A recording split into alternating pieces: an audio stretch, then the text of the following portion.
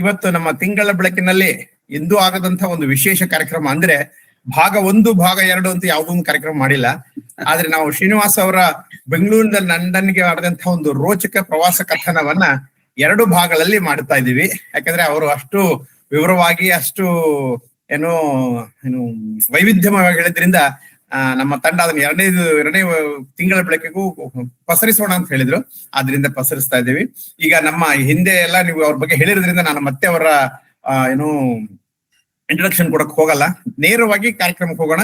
ಯಾಕೆ ಕಾರ್ಯಕ್ರಮವನ್ನು ಸಾಧ್ಯವಾದಷ್ಟು 7 ಗಂಟೆಗೆ ಮುಗಿಸ್ಬೇಕು ಅನ್ನೋದು ನಮ್ಮ ಎಲ್ಲರ ಇಚ್ಛೆ. ಸರ್, ನಿಮಗೆ ಮತ್ತೊಮ್ಮೆ ಇನ್ನೊಂದು ಬಾರಿಗೆ ನಿಮ್ಮ ದಂಪತಿಗಳಿಗೆ ನಾನು ಸ್ವಾಗತವನ್ನು ಕೊಡ್ತೀನಿ. ನಮ್ಮ ತಿಂಗಳ ಬೆಳಕನ್ನ ಅತ್ಯಂತ ಶುಭ್ರವಾಗಿ, ಸ್ವಚ್ಛವಾಗಿ ಹರಡಿದಿರಿ ಹೋದ ತಿಂಗಳು. ಅದನ್ನೇ ಮುಂದುವರಿಸಿ ಈಗ ಬೆಂಗಳೂರಿನಿಂದ ಲಂಡನ್ನಿಗೆ ಹೋಗುವ ಪ್ರವಾಸದ ಅರ್ಧದವರೆಗೂ ನಾವು ಬಂದ್ಬಿಡಿದ್ವಿ. ಆಲ್ರೆಡಿ ಕಜಕಿಸ್ತಾನ ಎಲ್ಲ ಮುಗಿಸ್ಕೊಂಡು ಬರ್ತಾ ಇದೀವಿ. ಚೈನಾನು ತೋರ್ಸಿದ್ರಿ ನಮ್ಗೆ, ನೇಪಾಳ ಅಂತೆಲ್ಲ ತೋರ್ಸ್ಕೊಂಡು ಬಂದಿದ್ದೀರಿ. ಈಗ ಮುಂದೆ ಹೇಗ್ ಹೋದ್ರಿ, ಆ ಒಂದು ಅನುಭವಗಳ ಒಂದು ಸರಮಾಲೆಯನ್ನ ನಿಮ್ಮ ಹೃದಯದಿಂದ ನಮ್ಮ ಹೃದಯಕ್ಕೆ ನೀವು ಹಾಕ್ಬೇಕು ಅಂತ ನಿಮ್ಮಲ್ಲಿ ಕೇಳ್ಕೊತಾ ಇದ್ದೀನಿ. ಧನ್ಯವಾದಗಳು ಸರ್. ಸೊ ಮೊದಲನೇದಾಗಿ ನಮ್ಮ ಈ ಒಂದು ವೇದಿಕೆಯಲ್ಲಿ ನಮಗೆ ಒಂದು ಅವಕಾಶ ಕೊಟ್ಟಿದ್ದಕ್ಕೆ ಎಲ್ರಿಗೂ ಧನ್ಯವಾದಗಳು. ಈ ತರ ನಾನು ಪ್ರತಿ ಸಲ ಹೇಳೋದ್ರಿಂದ ನಮ್ಮಲ್ಲಿ ಆ ನೆನಪುಗಳು ಸದಾ ಹಸಿರಾಗಿ ಇರುವಂತದ್ದು ಒಂದು ಅವಕಾಶ ಸಹ ಮಾಡಿಕೊಟ್ಟಿದ್ದೀರಾ. ಅದಕ್ಕೆ ಮತ್ತೊಮ್ಮೆ ಧನ್ಯವಾದಗಳು. ಸೊ ಕಳೆದ ತಿಂಗಳಲ್ಲಿ ನಾನು ಹೇಳ್ಬೇಕಂತ ಇದ್ದೆ, ಅದನ್ನ ನಾನು ಹೇಳಕ್ಕೆ ಮರ್ತು ಬಿಟ್ಟೆ. ನಮ್ಮ ರವಿ ಕಸುಬಿ ಅವರು ಇನ್ವಿಟೇಷನ್ ಅಲ್ಲಿ ನಮಗೆ ಹೇಳಿದ್ದಾರೆ ಒಂದು ಪ್ರಯಾಣ ಅಂತ ಹೇಳ್ಬಿಟ್ಟು. ಯಾವ ಹೆಸರು ಕೊಡ್ಬೇಕು ಇದಕ್ಕೆ ಅಂತೆಲ್ಲ ನನ್ನ ಹತ್ರನು ವಿಚಾರ ಮಾಡಿದ್ರು. ಒಂದ್ 2-3 ಸಜೆಷನ್ ಕೊಟ್ರು. ಸೊ ನೀವಿಬ್ರೇ ಹೋಗಿದ್ದೀರಾ ಒಂದೇ ಕಾರಲ್ಲಿ, ಪ್ರಯಾಣ ಆಗಿರುತ್ತೆ, ಈ ತರ ಹೆಸರು ಕೊಡ್ಬೋದಾ ಅಂತ ಕೇಳಿದ್ರು. ಯಾಕೆ ಆಗ್ಬಾರ್ದು ಅಂತ ನಾನು ಒಪ್ಕೊಂಡಿದ್ದೆ. ಅದಕ್ಕೂ ಒಂದು ಕಾರಣ ಇದೆ. ಯಾಕಂದ್ರೆ ಸುಮಾರು ಜನ ನನಗೆ ಕೇಳಿದ್ದಾರೆ, ಸರ್ ನೀವು 75 ದಿನ ಕಾರಲ್ಲಿ ಹೋಗಿದ್ದೀರಾ, ಗಂಡ ಹೆಂಡತಿ ಇಬ್ಬರೇ ಕಾರಲ್ಲಿ, ನೀವ್ ಏನು ಜಗಳ ಆಡ್ಲಿಲ್ವಾ? ನಾವು ಒಂದು 10 ನಿಮಿಷದಲ್ಲೇ ಜಗಳ ಆಡಕ್ ಶುರು ಮಾಡ್ಬಿಡ್ತೀವಿ, ನಿಮಗೇನ್ ಟಾಪಿಕ್ ಮಾತಾಡ್ತಾ ಇದ್ರಿ ಹಾಗೆ ಹೇಗೆ ಅಂತ ಹೇಳ್ಬಿಟ್ಟು. ಅದಕ್ಕೆ ಸರ್, ನಾನು ಮೇಲ್ ನೋಡ್ತಾ ಇದ್ರೆ ಇದು ನಮ್ಮ ಬೆಡ್ರೂಮ್ ಅಲ್ಲಿ ಇರುವಂತ ಒಂದು ಪ್ರಣಯ ಚಿತ್ರ, ನಮ್ಮ ಮೇಡಮ್ ಅವರು ಚಿತ್ರಿಸಿರುವಂತದ್ದು. ಅವರಿಗೆ ಧನ್ಯವಾದ ಹೇಳ್ತಾ ಕಾರ್ಯಕ್ರಮನ ಮುಂದುವರಿಸ್ತಾ ಇದ್ದೀನಿ. ಈ ಕಳೆದ ವಾರದಲ್ಲಿ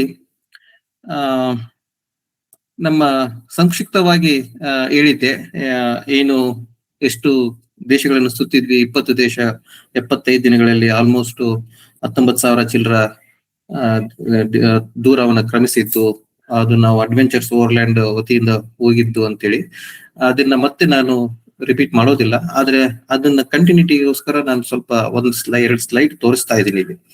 ಈ ತರದಲ್ಲಿ ಹೋಗಿದ್ದು ನಾವು. ಕೊನೆಗೆ ನಾವು ಉಜ್ಬೇಕಿಸ್ತಾನ್ ತನಕ ಬಂದಿದ್ವಿ. ಉಜ್ಬೇಕಿಸ್ತಾನ್ ಇದನ್ನು ಸಹ ನಾವು ಅವಾಗಲೇ ನಾವು ದಾಟಿದ್ವಿ.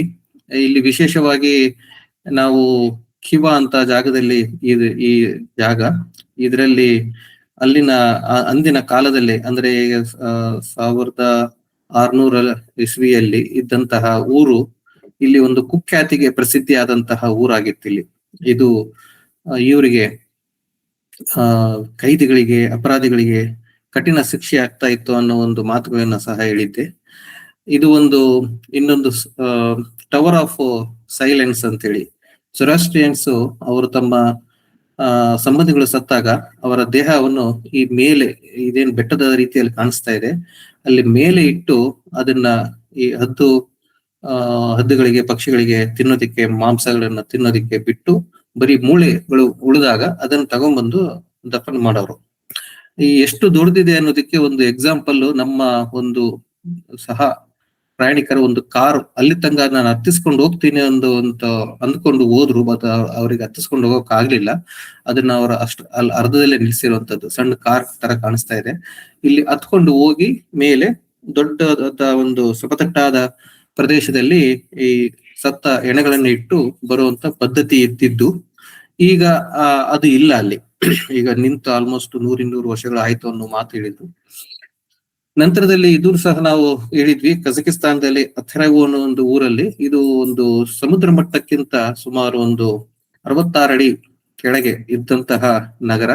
ಅದು ಮುಂದೆ ಕ್ಯಾಸ್ಪಿಯನ್ ಸಮುದ್ರವನ್ನು 92 ಅಡಿ ಸಮುದ್ರ ಮಟ್ಟಕ್ಕಿಂತ ಕೆಳಗಿರೋ ಕ್ಯಾಸ್ಪಿಯನ್ ಸೀಗೆ ಹೋಗಿ ಸೇರುತ್ತೆ ಅನ್ನೋ ಇದರಲ್ಲಿ ನಾವು ನಿಲ್ಸಿದ್ವಿ. ಇವತ್ತು ನಾವು ರಷ್ಯಾನ ಪ್ರವೇಶ ಮಾಡ್ತಾ ಇದ್ದೀವಿ. ರಷ್ಯಾದಲ್ಲಿ ನಮಗೆ ಸೇರಿದಾಗ ಆಲ್ಮೋಸ್ಟ್ ನಮ್ದ ಅರ್ಧ ದಾರಿ ಕವರ್ ಆದಂತಹ ಒಂದು ಜಾಗವಾಗಿತ್ತದು. ಅಲ್ಲಿ ನಮ್ಮ ಎಲ್ಲಾ ಕಾರುಗಳಿಗೂ ಸರ್ವಿಸ್ ಮಾಡಿಸುವಂತ ಒಂದು ಒಂದು ಯೋಜನೆ. ನಮ್ಮಲ್ಲಿ ಹೋದಂತಹ 11 ಕಾರುಗಳಲ್ಲಿ 10 ಕಾರುಗಳು ಎಲ್ಲಾ ಕಾರುಗಳು ಸರ್ವಿಸ್ ಮಾಡಿಸಿದ್ದಾಯ್ತು. ನನ್ನ ಒಂದೇ ಕಾರು ಸರ್ವಿಸ್ಗೆ ಮಾಡಿಸ್ಲಿಲ್ಲ. ಅದೆಲ್ಲ ಚೆಕ್ ಮಾಡಿಬಿಟ್ಟು ನಿಮ್ಮ ಆಯಿಲ್ ಚೆನ್ನಾಗಿದೆ, ನಿಮ್ಮ ಏರ್ ಫಿಲ್ಟರ್ ಚೆನ್ನಾಗಿದೆ, ಎಲ್ಲಾನು ಚೆನ್ನಾಗಿದೆ, ನಿಮಗೆ ಸರ್ವಿಸ್ ಬೇಕಿಲ್ಲ ಅನ್ನೋ ಒಂದು ಮಾತು ಹೇಳಿ ಮಾಡಿಸಿರಲಿಲ್ಲ. ಒಂದು ವಿಶೇಷವಾಗಿ ಇನ್ನೊಂದು ಏನ್ ಹೇಳಕ್ ಇಷ್ಟಪಡ್ತೀನಿ ನನ್ನ ಕಾರಲ್ಲಿ ಅಂದ್ರೆ, ನಾನು ಹೊರಡೋ ಟೈಮಲ್ಲಿ ಇಂದ ಹೊಸ ಟೈರ್ಗಳನ್ನ ಹಾಕ್ಸ್ಕೊಂಡು ಹೋಗಿದ್ದೆ.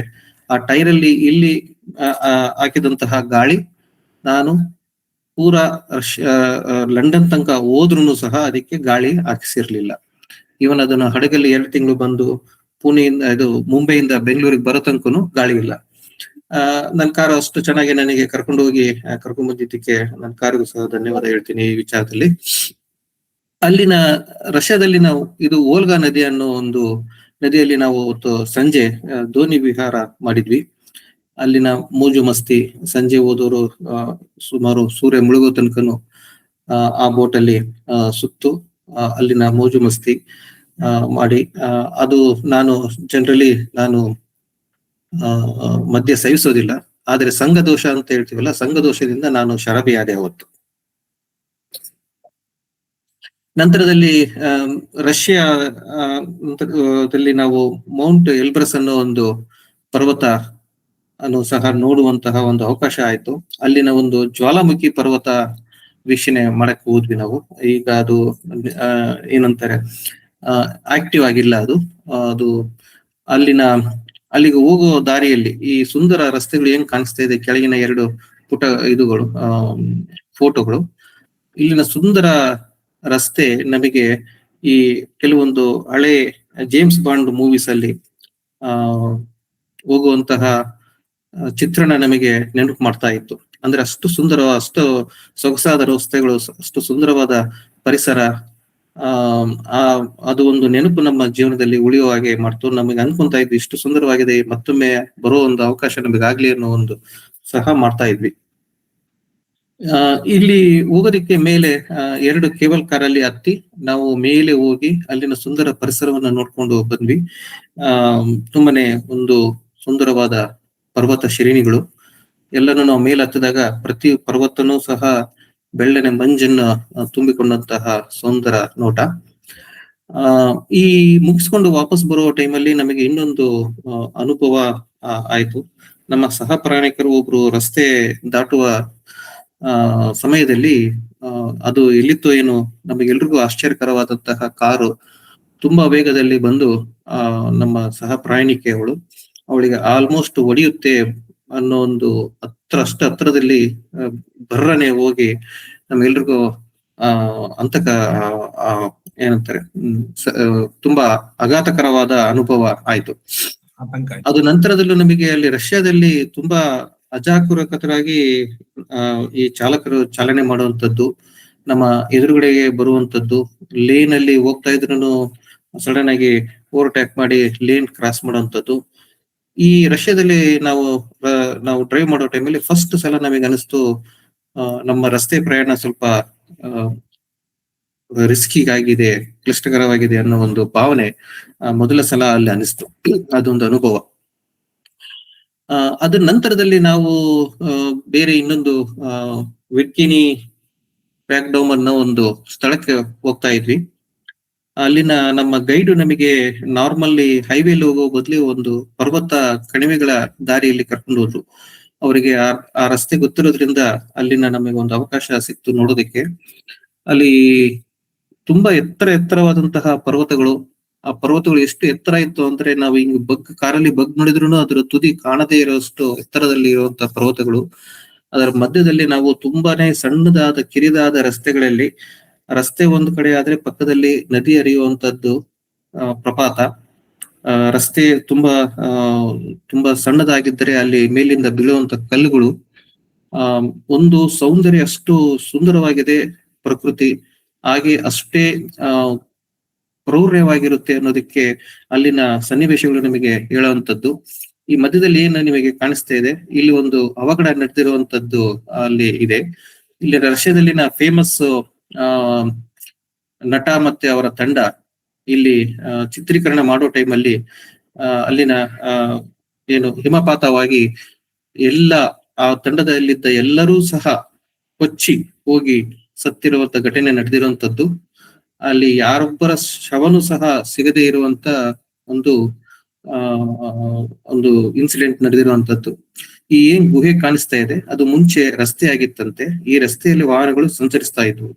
ಇದೆಲ್ಲಾನು ಮಂಜು ಬಿದ್ದು ಮಣ್ಣು ಬಿದ್ದು ಎಲ್ಲ ಮುಚ್ಚೋದಾಗ ಇದರ ಪಕ್ಕದಲ್ಲಿ ಒಂದು ಸಣ್ಣದಾದ ಕಿರಿದಾದ ರಸ್ತೆ ಮಾಡಿದ್ದಾರೆ.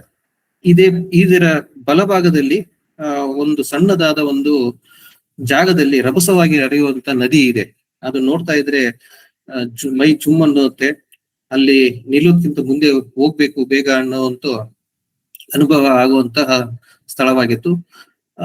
ಅದೇ ಸುಂದರ ಪ್ರಕೃತಿಯಲ್ಲಿ ಒಂದು ಹೆದರಿಕೆಯ ಸನ್ನಿವೇಶ ಸಹ ಆಗುವಂತ ಸ್ಥಿತಿ.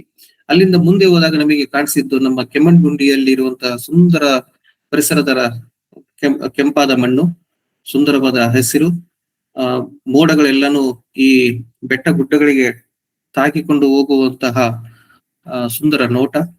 ಅಲ್ಲಿ ನಾನು ಪುಸ್ತಕದಲ್ಲಿ ಒಂದು ಕವಿಯಾಗೂ ಸಹ ಬರೆದಿದ್ದೀನಿ. ಏನಂದ್ರೆ, ಈ ಮೋಡಗಳು ಅಲ್ಲಿನ ಕಣಿವೆಯಲ್ಲಿರುವ ಹಳದಿ ಹೂವುಗಳನ್ನ ಚುಮ್ಸುಕೊಂತ ಬರ್ತಾ ಇದ್ರೆ ಈ ಹೂಗಳಿಗೆ ಗಾಳಿ ಇಲ್ಲ ನಾನು ನಿನಗೆ ಬಿಡೋದಿಲ್ಲ ಅಂತ ಹೇಳ್ಕೊಂಡು ಅದನ್ನ ತಳ್ಳಿ ತಾನು ಹೂಗಳನ್ನು ಚುಂಬಿಸುವಂತಹ ಒಂದು ಕಲ್ಪನೆಯ ಒಂದು ವಿಚಾರವನ್ನು ಪುಸ್ತಕದಲ್ಲಿ ಬರೆದಿರುವಂತದ್ದು ತುಂಬಾ ಸಂತೋಷ ಕೊಡುತ್ತೆ.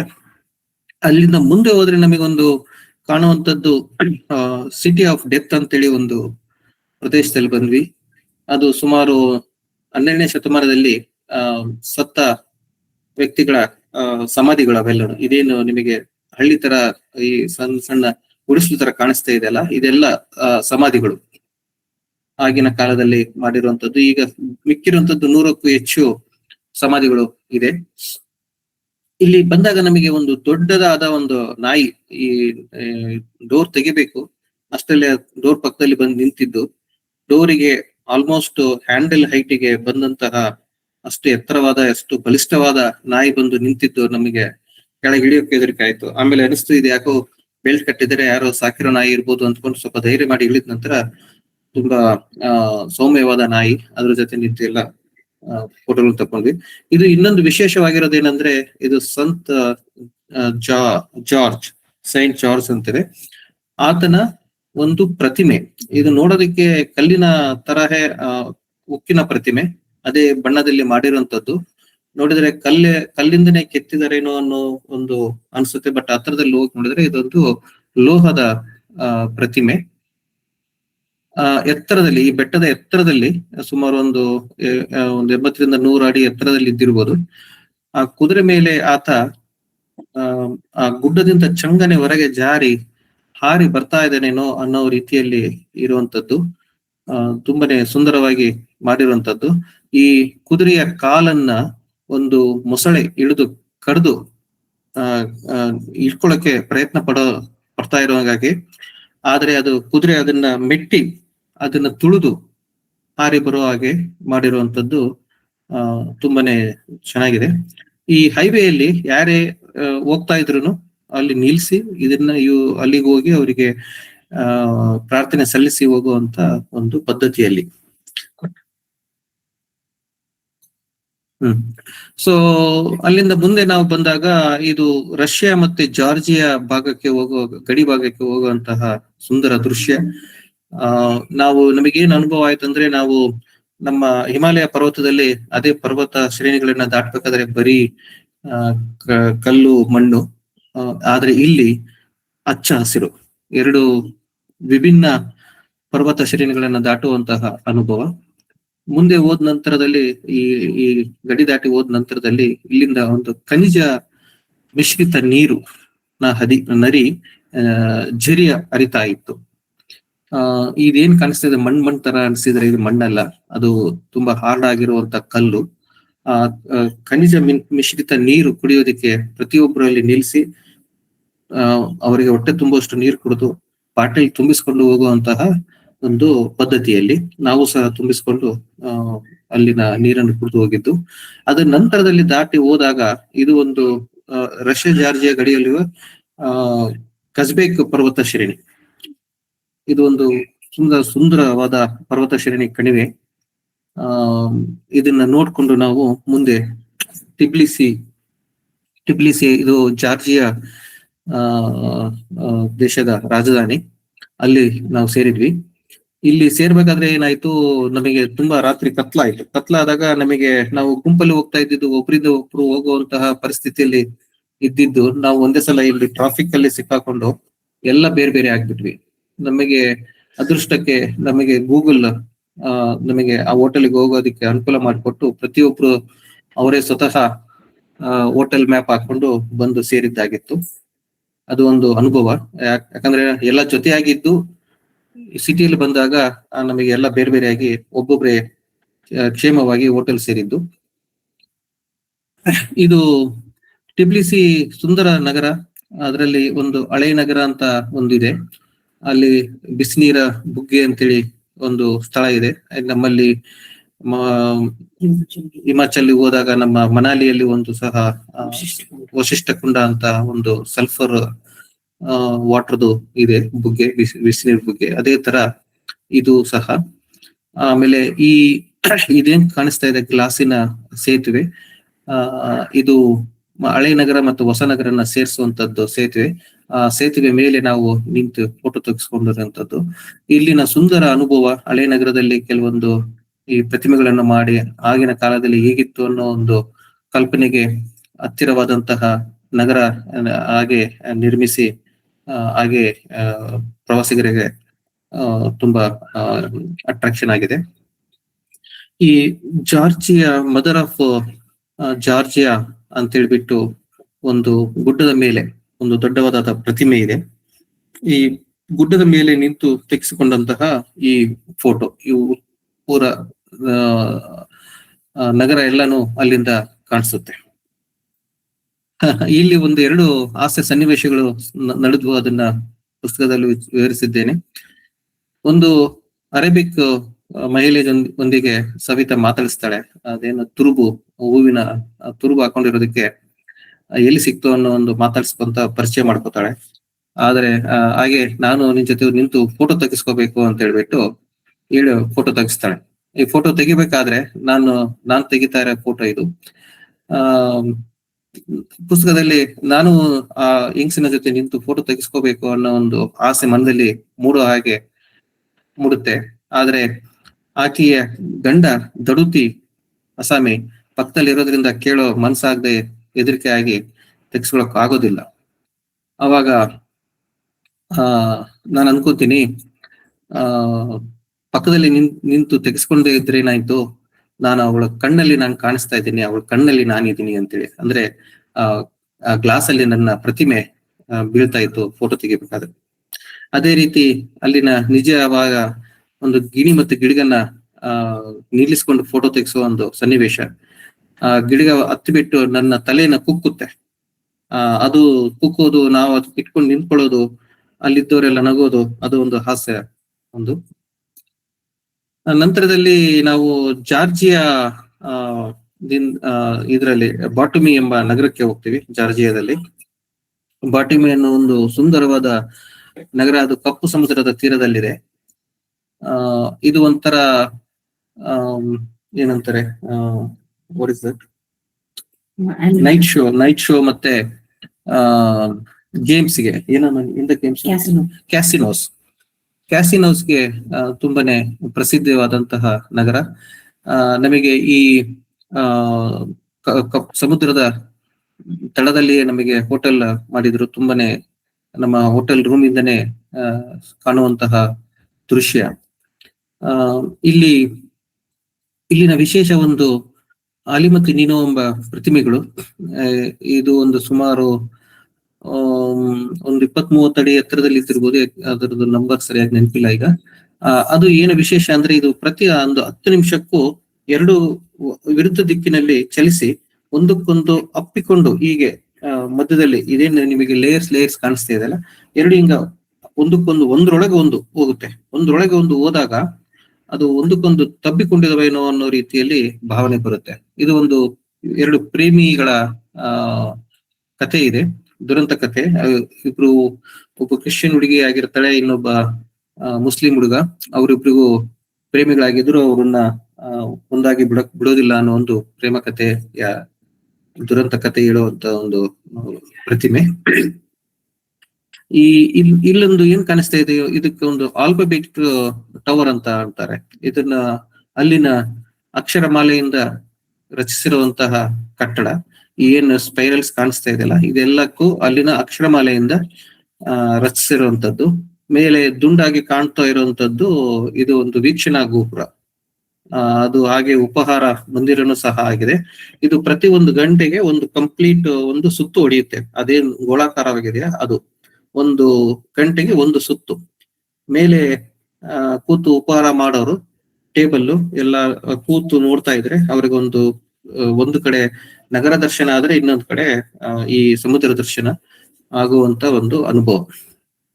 ಸುಂದರವಾದ ನಗರ. ಇದೆಲ್ಲ ನೋಡ್ಕೊಂಡು ನೆಕ್ಸ್ಟ್ ನಾವು ಕೆಪಡೋಸಿಯಾ ಅನ್ನೋ ಇನ್ನೊಂದು ಊರು ಟರ್ಕಿಗೆ ಹೋದ್ವಿ. ಕೆಪಡೋಸಿಯಾ ಅಲ್ಲಿನ ಬಿಸಿ ಗಾಳಿ ಬಲೂನ್ಗೆ ಪ್ರಸಿದ್ಧಿ. ಅದು ನಮ್ಮ ಇನ್ನೊಂದು ಜೀವಮಾನದ ಅನುಭವದಲ್ಲಿ ಒಂದು. ಅದು ಬೆಳಿಗ್ಗೆನೆ ಒಂದು 3:30-4 ಗಂಟೆಗೆ ಬಸ್ಸಲ್ಲಿ ಕರ್ಕೊಂಡು ಹೋಗ್ತಾರೆ. ಇದು ಎಲ್ಲಿ ಅದು ಗಾಳಿಯ ದಿಕ್ಕನ್ನ ನೋಡ್ಕೊಂಡು ಎಲ್ಲಿಂದ ಬಲೂನ್ ಅನ್ನ ಆರಿಸ್ತಾರೆ ಅನ್ನೋ ಒಂದು ಬೆಳಿಗ್ಗೆ ಅದನ್ನ ಡಿಸೈಡ್ ಮಾಡ್ತಾರೆ. ಅದ್ರ ಪ್ರಕಾರ ಡ್ರೈವರ್ ಬಂದು ನಮಗೆ ಆ ಸ್ಥಳಕ್ಕೆ ಕರ್ಕೊಂಡು ಹೋಗ್ತಾರೆ. ಅಲ್ಲಿ ಹೋದಾಗ ಇನ್ನು ನಮಗೆ ಕತ್ಲಿರುತ್ತೆ.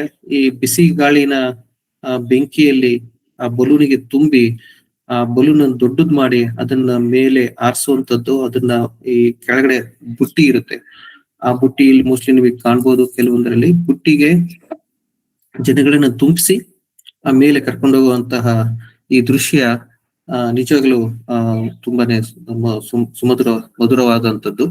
ಈ ಬುಟ್ಟಿಯಲ್ಲಿ ಆ ಬಲೂನಿನ ಅದರ ಆಕಾರದ ಮೇಲೆ ಎಷ್ಟು ಜನ ಕೂರ್ಬೋದು ಅನ್ನೋ ಒಂದು ಡಿಸೈಡ್ ಆಗುತ್ತೆ. ನಾವಿದ್ದಿದ್ದು ಆಲ್ಮೋಸ್ಟ್ ಒಂದು 30 ಜನ ಕೂರುವಂತ ಒಂದು ಬುಟ್ಟಿಯಾಗಿತ್ತು.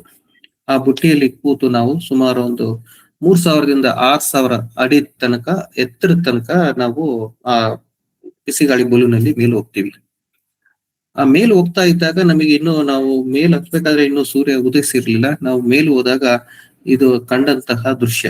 ನಮ್ಮ ಈ ಬೆಟ್ಟದ ಹಿಂದೆಯಿಂದ ಸೂರ್ಯ ಉದಯಿಸ್ತಾನೆ. ಮುಂಚೆ ಕೆಂಪನೆಯ ಮೋಡ. ಅದ್ರ ನಂತರದಲ್ಲಿ ನಾವು ಮೇಲೆ ಹೋಗ್ತಾ ಇರ್ತೀವಿ. ಸೂರ್ಯ ನಮಗೆ ಬೆಟ್ಟದಿಂದ ಕೆಳಗಿದ್ದೇನೆ, ಕೆಳಗಿಂದ ಮೇಲೆ ಬರ್ತಾ ಇದ್ದೇನೆ ಅಂತ ಅನ್ನೋ ಒಂದು ಅನುಭವ ಅದು. ಹೀಗೆ ಹೋದಾಗ ಕೆಲವೊಂದು ಇಮ್ಯಾಜಿನೇಷನ್ ವ್ಯಾಲಿ ಅಂತಾನು ಅಂತಾರೆ. ಒಂದೊಂದು ವಿಚಿತ್ರವಾದಂತಹ ಒಂದು ಪ್ರಾಣಿಗಳಾಗಿರ್ಬೋದು, ಒಂದು ಬೇರೆ ಒಂದು ಆಗಿರ್ಬೋದು, ಆ ತರದಲ್ಲಿ ಇರುವಂತಹ ಪ್ರಕೃತಿಯ ವಿಸ್ಮಯಗಳಲ್ಲಿ ಈ ಇಮ್ಯಾಜಿನೇಷನ್ ವ್ಯಾಲಿ ಅಂತಾನು ಅಂತಾರೆ. ಈ ಶೀಶ್ನಾದ ಬಗ್ಗೆ ಸಹ ಕೆಲವೊಂದು ಅಲ್ಲಿ ಆಕಾರಗಳಲ್ಲಿ ಮಣ್ಣಿನ ದಿಬ್ಬೆಗಳಿವೆ. ಇದೆಲ್ಲ ಮಣ್ಣಿನ ದಿಬ್ಬೆಗಳು. ಏನಂದ್ರೆ ಇದು ಆಕ್ಚುಲಿ ಏನಾಗಿದೆ, ಅದರಲ್ಲಿ ಮಣ್ಣಿನ ಪದರಗಳು ಸುಮಾರು ಸಾವಿರಾರು ವರ್ಷಗಳಲ್ಲಿ ಒಂದು ಸರಳವಾಗಿರುವಂತಹ ಮಣ್ಣು ಮತ್ತೆ ಗಟ್ಟಿಯಾಗಿರುವಂತಹ ಮಣ್ಣು ಬೇರೆ ಬೇರೆ ಆಗ್ತಾ ಅದನ್ನ ಆಕಾರಗಳನ್ನ ಸೃಷ್ಟಿಸಿದೆ. ಅದು ತುಂಬಾನೇ ಒಂದೊಂದು ಕೆಲವೊಂದ್ ಕಡೆ ಒಂಟೆ ಹೋಗ್ತಾ ಇದೆ ಅನ್ನೋ ರೀತಿಯಲ್ಲಿ, ಒಂದು ಆನೆ ಹೋಗ್ತಾ ಇದೆ ಅನ್ನೋ ರೀತಿಯಲ್ಲಿ. ಅದಕ್ಕೆ ಇಮ್ಯಾಜಿನೇಷನ್ ವ್ಯಾಲಿನಿ ಅಂತ ಅಂದ್ಬಿಟ್ಟಿದ್ದಾರೆ. ಅಂದ್ರೆ ಅದು ನಿಮ್ಗೆ ಏನದು ಅನಿಸುತ್ತೆ ಅದು ನೀವು ಇಮ್ಯಾಜಿನ್ ಮಾಡ್ಕೊಳ್ಳಿ ಆ ತರದಲ್ಲಿ. ಅದರ ನಂತರದಲ್ಲಿ ಅಲ್ಲಿ ಇದೇನು ನಿಮಗೆ ಕಾಣಿಸ್ತಾ ಇದೆ ಸಣ್ಣ ಸಣ್ಣ ಗುಹೆ ತರ, ಇದೆಲ್ಲನು ಸುಮಾರು ಒಂದು 2000 ವರ್ಷಗಳ ಹಿಂದೆ ಇಲ್ಲಿ ಜನಗಳು ವಾಸಿಸ್ತಿದ್ರು ಅನ್ನೋ ಒಂದು ಚರಿತ್ರೆ ಇದೆ. ಇದೆಲ್ಲನು ಗಾಳಿಗೆ ಮಳೆಗೆ ಕರಗಿ ಈ ಬೆಟ್ಟನೂ ಸಹ ಸವಿತಾ ಇದೆ. ಈ ಗುಹೆಗಳು ಸಹ ಸವದು ಹಿಂದೆ ಹೋಗ್ತಾ ಇದೆ ಆಕ್ಚುಲಿ ಹೇಳ್ಬೇಕಂದ್ರೆ. ಆಮೇಲೆ ಇಲ್ಲಿ ಕೆಲವೊಂದು ಕಡೆ ಅಲ್ಲಿ ದೇವಸ್ಥಾನಗಳಿತ್ತು, ಅಂದ್ರೆ ಚರ್ಚ್ ಇತ್ತು, ಆಮೇಲೆ ವಾಸವಾಗಿದ್ರು ಅನ್ನೋದಕ್ಕೆ ಕೆಲವೊಂದು ಕುರುಹುಗಳು ಇದೆ. ಅಲ್ಲಿ ಸುಮಾರು ಈ ತರ ವ್ಯಾಲೀಸ್ ಅಂತ ಇದೆ. ಒಂದು ಪೆಂಗ್ವಿನ್ ವ್ಯಾಲಿ ಅಂತ ಇದೆ, ಸುಮಾರು ತರ ವ್ಯಾಲೀಸ್ಗಳು ಇದೆ. ಅದೆಲ್ಲ ನೋಡ್ಕೊಂಡು ಇನ್ನೊಂದು ಭೂಗರ್ಭ ನಗರ ಅಂತ ನೋಡ್ಬೋದು, ಅಂಡರ್ಗ್ರೌಂಡ್ ಸಿಟಿ. ಅಲ್ಲಿ ಮೇಲೆ ನೋಡೋದಕ್ಕೆ ಏನು ಕಾಣೋದಿಲ್ಲ, ಭೂಮಿ ಸಮತಟ್ಟಾಗಿದೆ ಅನ್ನೋ ರೀತಿಯಲ್ಲಿ. ಅಲ್ಲಿಂದ ಕೆಳಗೆ ಹೋದ್ರೆ ಅಲ್ಲಿ ಒಳಗಡೆಯಲ್ಲಿ ಗುಹೆಯಲ್ಲಿ ಜನಗಳು ವಾಸ ಆಗೋದಿಕ್ಕೆ ಅದಕ್ಕೆ ಅನುಕೂಲ ತರ, ಮತ್ತೆ ಪ್ರಾಣಿಗಳನ್ನು ಅಲ್ಲಿ ಇಟ್ಕೊಂಡು ವಾಸ ಮಾಡೋಕ್ಕೆ ಅನುಕೂಲ ಮಾಡ್ಕೊಂಡು ಜನಗಳು ಅಲ್ಲಿ ಇರ್ತಾ ಇದ್ರು ಅನ್ನೋ ಒಂದು ಚರಿತ್ರೆ ಇದೆ. ಅವಾಗೆಲ್ಲಾನು ಈ ಕ್ರಿಶ್ಚಿಯನ್ಸ್ ಅವಾಗ ಕನ್ವರ್ಷನ್ ಮಾಡೋದಕ್ಕೋಸ್ಕರ ಜನಗಳನ್ನೆಲ್ಲ ಫೋರ್ಸ್ ಮಾಡ್ತಾ ಇದ್ರು. ಅವರಿಂದ ತಪ್ಪಿಸ್ಕೊಳ್ಳೋಕ್ಕೋಸ್ಕರ, ರೋಮನ್ ಕಾಲದಲ್ಲಿ ಅವರಿಂದ ತಪ್ಪಿಸ್ಕೊಳ್ಳೋಕ್ಕೋಸ್ಕರ ಈ ಗುಹೆಯಲ್ಲಿ ಆಗುತ್ತೋ ಅವರು ತಮ್ಮ ಜೀವ ರಕ್ಷೆ ಮಾಡ್ಕೋತಾ ಇದ್ರು ಅನ್ನೋ ಒಂದು ಚರಿತ್ರೆ ಇದೆ. ನಂತರದಲ್ಲಿ ಟರ್ಕಿಯಲ್ಲಿ ಇಸ್ತಾನ್ಬುಲ್ ನಗರ, ಅದು ಒಂದು ಪ್ರಮುಖ ನಗರ. ಅದು ಕ್ಯಾಪಿಟಲ್ ಇಲ್ದಿದ್ರು ಅದು ಒಂದು ಪ್ರಮುಖ ನಗರ.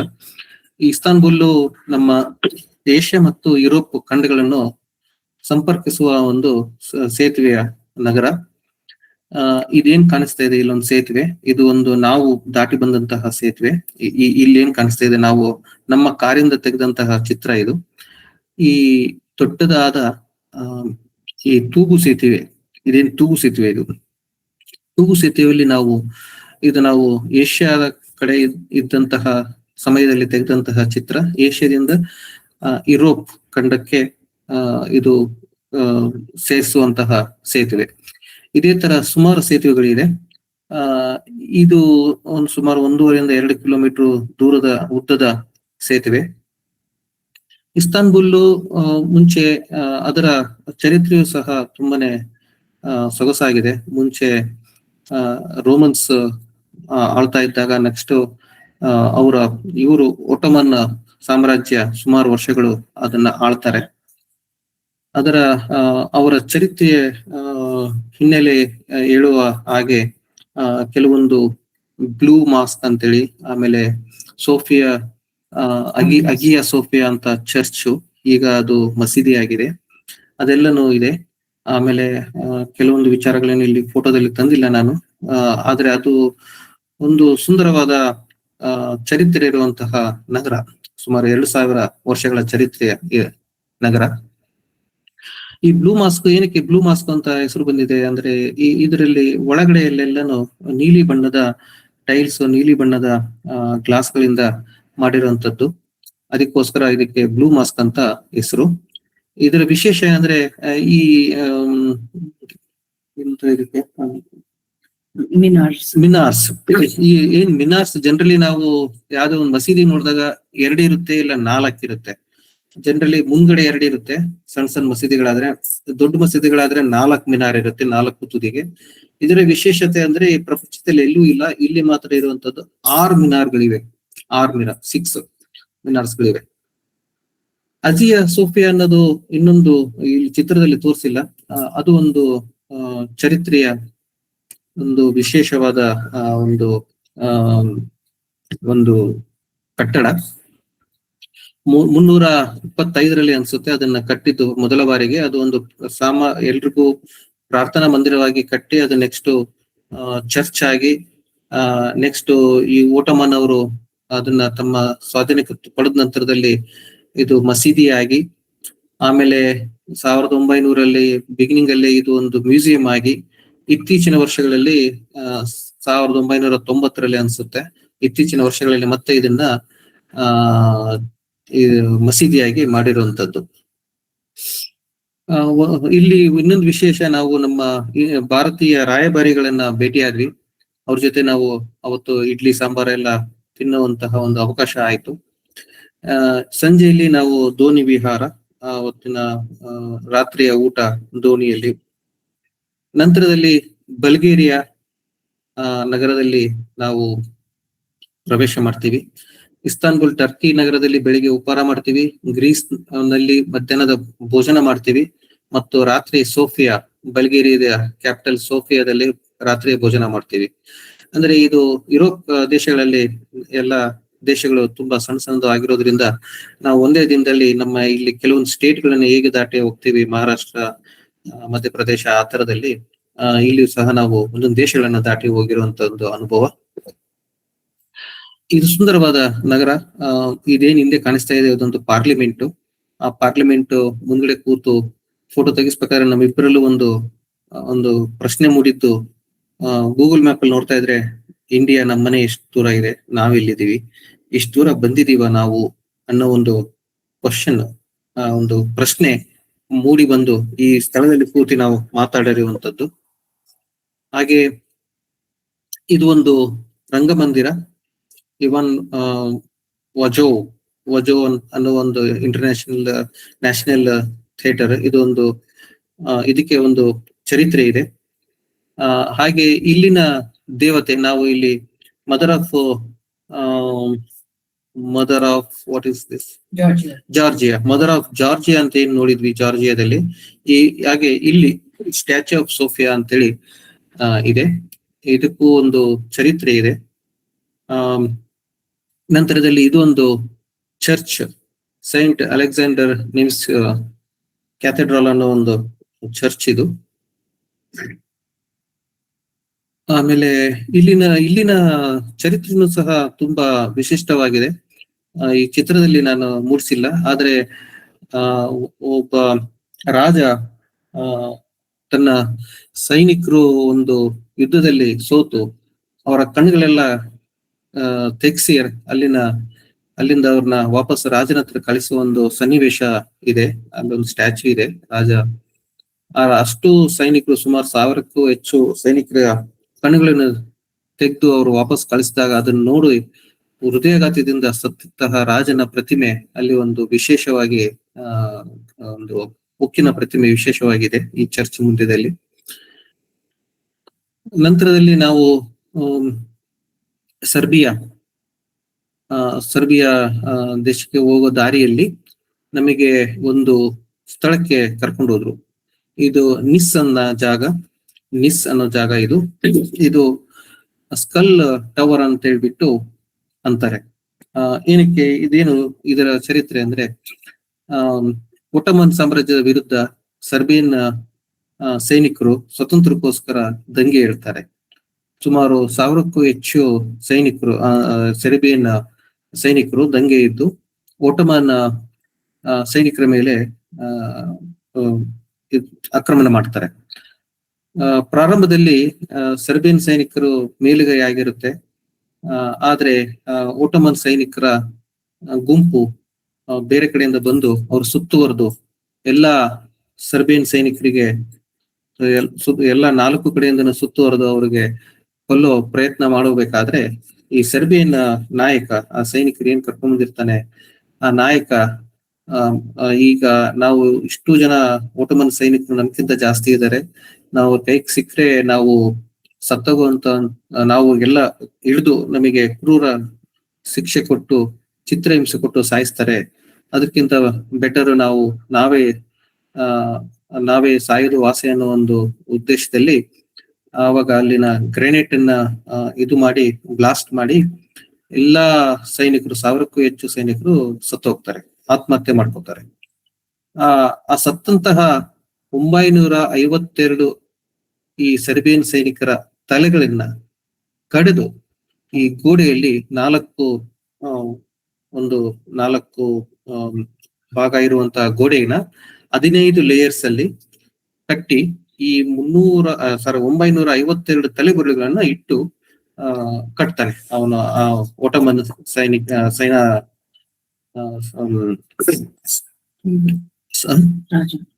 ರಾಜ ಅಲ್ಲ, ಅವನು ಸೈನಾಧಿಕಾರಿ, ಸಾರಿ, ಥ್ಯಾಂಕ್ ಯು, ಸೈನಾಧಿಕಾರಿ ಆಜ್ಞೆ ಮಾಡಿ ಅಷ್ಟು ಜನಗಳ ತಲೆಗಳನ್ನ ಕಡಿದು ಒಂದು ಗೋಪುರ ತರ ಮಾಡ್ತಾನೆ. ಆದ್ರೆ ಇವತ್ತು ಅಲ್ಲಿ ಹೋದಾಗ ಬರೀ ನಮಗೆ ಒಂದು 58 ತಲೆಬುರುಡೆಗಳು ಮಾತ್ರ ನೋಡುವಂತದ್ದು ಇದೆ. ಈಗೆಲ್ಲ ಅದನ್ನ ಒಂದು ಐತಿಹಾಸಿಕ ಇದೇ ಆಗಿ ಅದನ್ನ ಗ್ಲಾಸ್ ಅಲ್ಲಿ ಕವರ್ ಮಾಡಿ ಇಂದು ಸೆಕ್ಯೂರಿಟಿಯಲ್ಲಿ ಇಟ್ಟು ಅದನ್ನ ಕಾಪಾಡ್ತಾ ಇದ್ದಾರೆ. ಅದು ಒಂದು ಹಿಸ್ಟ್ರಿ ಹೇಳ್ಬೇಕಾದ್ರೆ ಅಲ್ಲಿನ ಗೈಡ್ ತುಂಬಾನೇ ಒಂಥರ ಮನಸ್ಸಿಗೆ ನಾಟೋ ರೀತಿಯಲ್ಲಿ ಹೇಳಿದ್ದ ಅದನ್ನು ಆನ್ ದ ವೇ ಹೋಗ್ತಾ ನಿಮಗೊಂದು ಸುಂದರವಾದ ದೊಡ್ಡದಾದ ಒಂದು ಚೇರು ಅದು ಒಂದು ಕಾಣಿಸ್ತು. ಸುಮಾರು ಒಂದು ಫ್ಯಾಮಿಲಿನ ಕೂತ್ಕೊಳ್ಳುವಂತದ್ದು ದೊಡ್ಡದಾದಂತ ಚೇರು, ಹತ್ತೋಗೋದಕ್ಕೆ ಮರದ ಬುಡಗಳು.